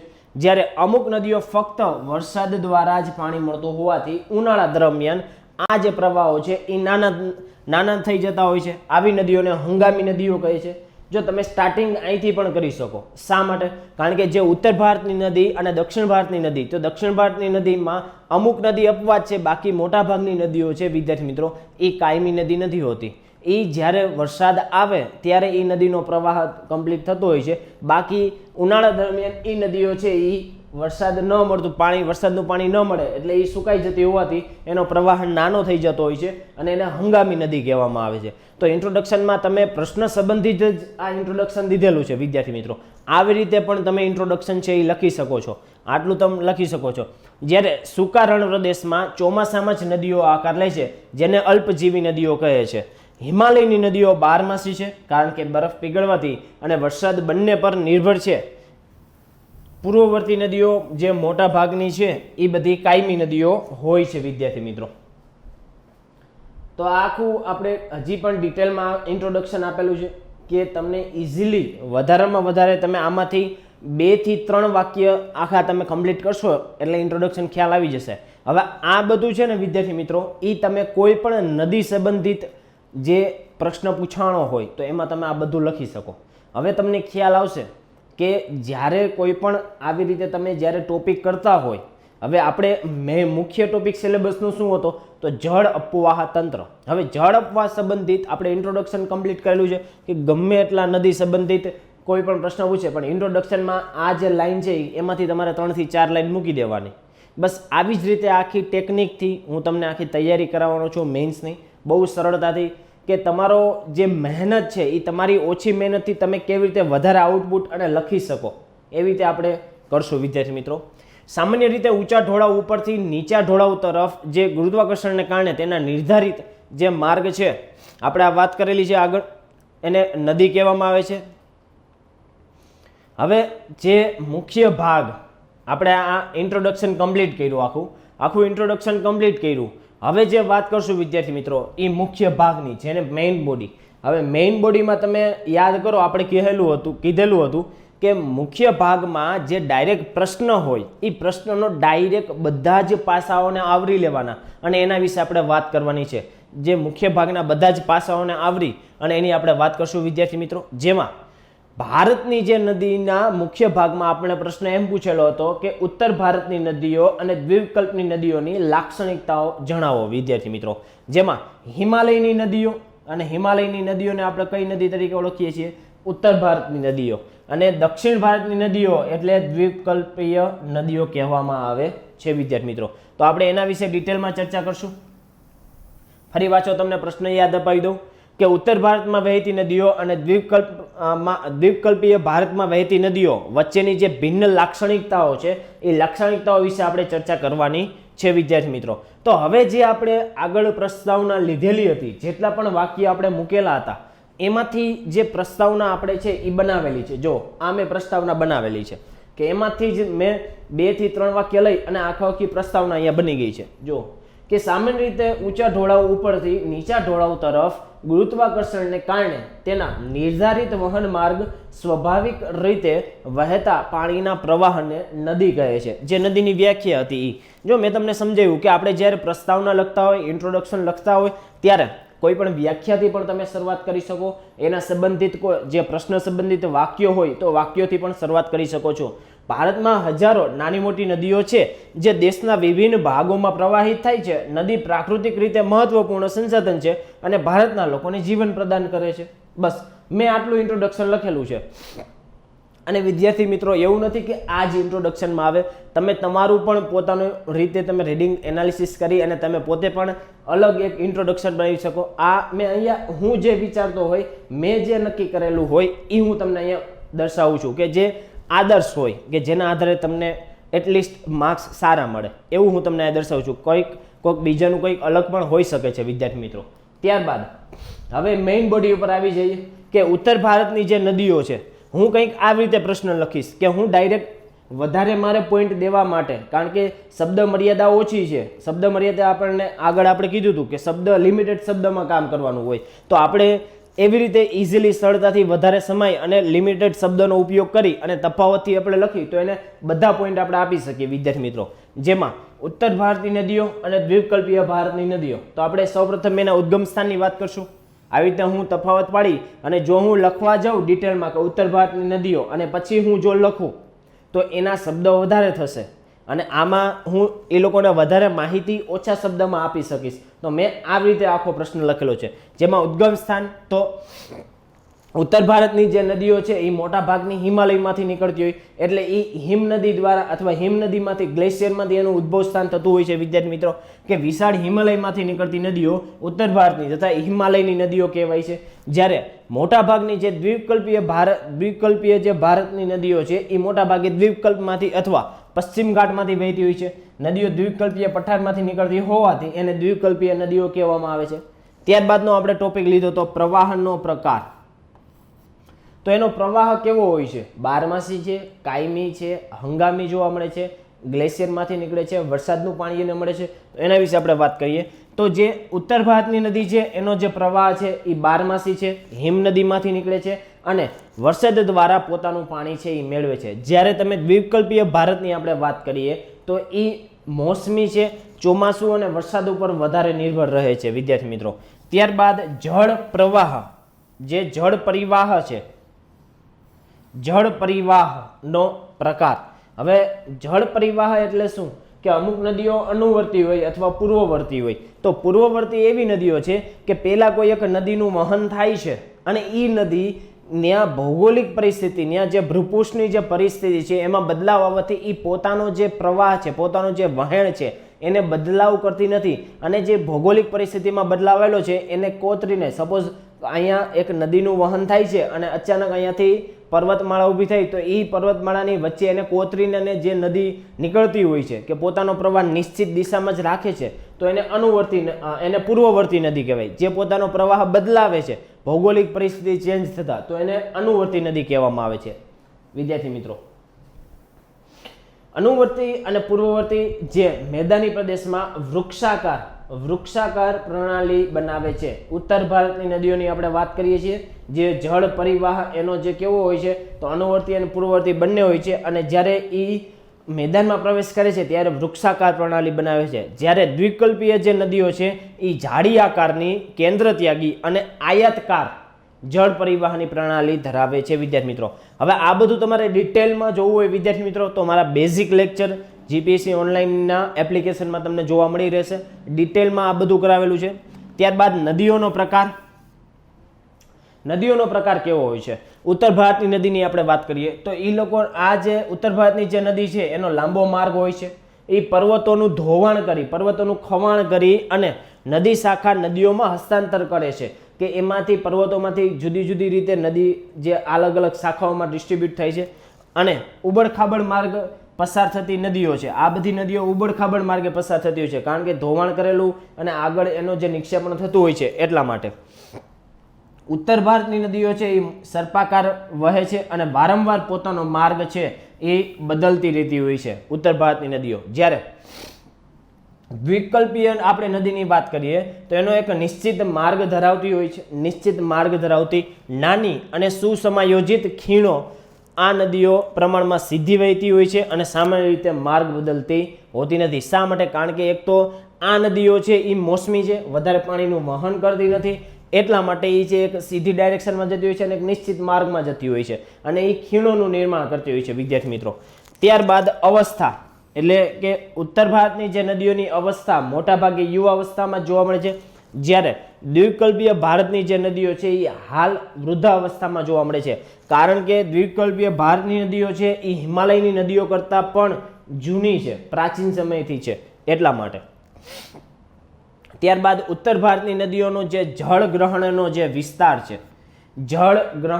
વિસ્તાર છે એ ખૂબ જ મોટા બેઝિન છે ઉત્તર ભારતની નદીઓમાં જોવા મળે છે ત્યારબાદ દ્વીપકલ્પીય ભારતની જે નદીઓ છે એમાં પ્રમાણમાં નાના બેઝિન જોવા મળે છે જો વિદ્યાર્થી મિત્રો અહીંયા તમને જે આ પ્રશ્ન લખેલો છે ને વિદ્યાર્થી મિત્રો એ તમને ઇઝીલી યાદ રહી જાય અથવા તમને આવા ટોપિક પ્રમાણે લખતા ખ્યાલ આવે એટલા માટે તમને આ બેઝિક પ્રશ્ન એક લીધેલો છે પછી નેક્સ્ટ લેક્ચરથી આપણે ડિટેલમાં એનાલિસિસ વાળા બધા જ પ્રશ્નો લેવાના છે વિદ્યાર્થી મિત્રો ત્યારબાદ લંબાઈની આપણે વાત કરીએ તો ઉત્તર ભારતની જે નદીઓની લંબાઈ છે એ પ્રમાણમાં વધારે છે દ્વીપકલ્પીય ભારતની જે નદીઓની લંબાઈ કરતા વિદ્યાર્થી મિત્રો ત્યારબાદ સંખ્યા તો ઉત્તર ભારતની જે નદીઓની સંખ્યા હંમેશા વધારે હોવાની છે કારણ કે હજી યુવા અવસ્થામાં છે એની જે શાખા નદીઓ છે એ બહુ જ વધારે છે જ્યારે દ્વીપકલ્પીય ભારતની જે નદીઓ છે એ સંખ્યામાં ઓછી છે વિદ્યાર્થી મિત્રો અને ખીણની વાત કરીએ તો જે ઉત્તર ભારતની જે નદીઓ છે એ ઊંડી ખીણ અને ગોર્જ બનાવે છે અને વી આકારની ખીણ બનાવે છે વિદ્યાર્થી મિત્રો જ્યારે દ્વીપકલ્પીય ભારતની ખીણોનું તો નિર્માણ કરે છે, પરંતુ ત્યાં છીછરી ખીણો છે, કારણ કે એનો જે પાણીનો જે જથ્થો છે એ પ્રમાણમાં ઓછો છે એટલા માટે. અને એ ઘસારણ શક્તિ પણ ઓછી ધરાવે છે, કારણ કે પોતાનો વહેણ કોઈ ઊંચા પર્વતો કે પહાડોમાંથી નીકળતો નથી એટલા માટે, ગ્લેશિયરમાંથી નીકળતો નથી એટલા માટે, અથવા એનો જે પ્રવાહમાં પાણીનો જથ્થો એટલો બધો હોતો નથી, જેથી દ્વીપકલ્પીય જે ભારતની નદીઓ છે એનું જે ઘસારણની શક્તિ છે એ પ્રમાણમાં ઓછી જોવા મળે છે વિદ્યાર્થી મિત્રો. ત્યારબાદ ડેલ્ટાની આપણે વાત કરીએ તો ડેલ્ટા ઉત્તર ભારતની નદીઓ અને દ્વીપકલ્પીય નદીઓમાં શું છે તો ઉત્તર ભારતની નદીઓ છે એ ડેલ્ટા કેવો નિર્માણ કરે છે? વિશાળ, જેમ કે વિશ્વનો સૌથી મોટો ડેલ્ટા ગંગા અને બ્રહ્મપુત્રનો ડેલ્ટા છે, એ નિર્માણ ઉત્તર ભારતની નદીઓ દ્વારા થાય છે. જ્યારે દ્વીપકલ્પીય ભારતની આપણે નદીઓ કરી તો મોટાભાગની જે નદીઓ છે એ બંગાળની ખાડીને મળતી હોય છે, અને ત્યાં નાના નાના ડેલ્ટાનું નિર્માણ કરતી હોય છે, જેમ કે મહાનદીનો ડેલ્ટા, કૃષ્ણ ગોદાવરીનો ડેલ્ટા, કાવેરીનો ડેલ્ટા વગેરે જેવો. ત્યારબાદ અમુક નદી છે એ ડેલ્ટા બનાવતી નથી, જેમ કે નર્મદા અને તાપી, એ એસ્ચ્યુરીનું નિર્માણ કરે છે. ત્યારબાદ મિયન્ડરની વાત કરીએ તો આ નદીઓ મેદાનમાં પ્રવેશ થતા પોતાની પ્રવાહ જે છે એ ગતિ ધીરી કરતા હોવાથી, જ્યારે આ નદીઓ છે ઉત્તર ભારતની નદીઓ એ જ્યારે મેદાનમાં પ્રવેશ કરતા હોય છે ને ત્યારે એની ગતિ થોડીક ધીરી થતી હોય, તો એની સાથે જે નિક્ષેપણ લઈ આવેલા હોય ને એ એક જગ્યાએ ઠલવાતા જતા હોય છે, કાપ અથવા નિક્ષેપણ ત્યાં ઠલવાતા જતા હોય છે, અને પરિસ્થિતિઓમાં ન્યા છે એ મિયન્ડરનું નિર્માણ થતું હોય છે વિદ્યાર્થી મિત્રો. હવે આ નદી છે એ સખત પથરાળ અને કાપ વગરના ઉચ્ચ પ્રદેશમાંથી પ્રવાહ નીકળતો હોવાથી મિયન્ડર ઉત્પન્ન થવાની પરિસ્થિતિ દ્વીપકલ્પીય ભારતમાં છે નહીં વિદ્યાર્થી મિત્રો. હવે મિયન્ડર ખ્યાલ ન હોય, બેઝિક લેક્ચર મારા જોઈ લેજો વિદ્યાર્થી મિત્રો, જીપીએસસી ઓનલાઈનના એપ્લિકેશનમાં તમને જોવા મળશે. તો વિદ્યાર્થી મિત્રો હવે તમને બધાને આખો ખ્યાલ આવી ગયો હશે કે આપણે આ જે એક પ્રશ્ન જોયો. હવે આમાં સાહેબ તમે એમ કહો સમાપન, આમાં સમાપન વિદ્યાર્થી મિત્રો સ્ટેટિક પ્રશ્ન હતો, બેઝિક પ્રશ્ન હતો.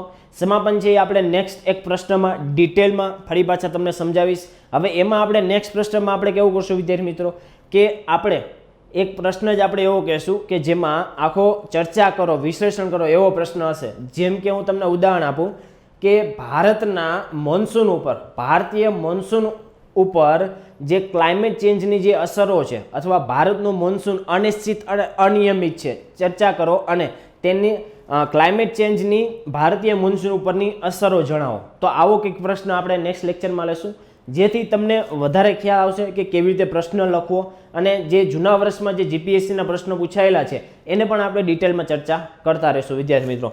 ત્યાં સુધી આપ બધા મારી સાથે જોડાયેલા રહેજો. આ બધાનો ખૂબ ખૂબ આભાર વિદ્યાર્થી મિત્રો.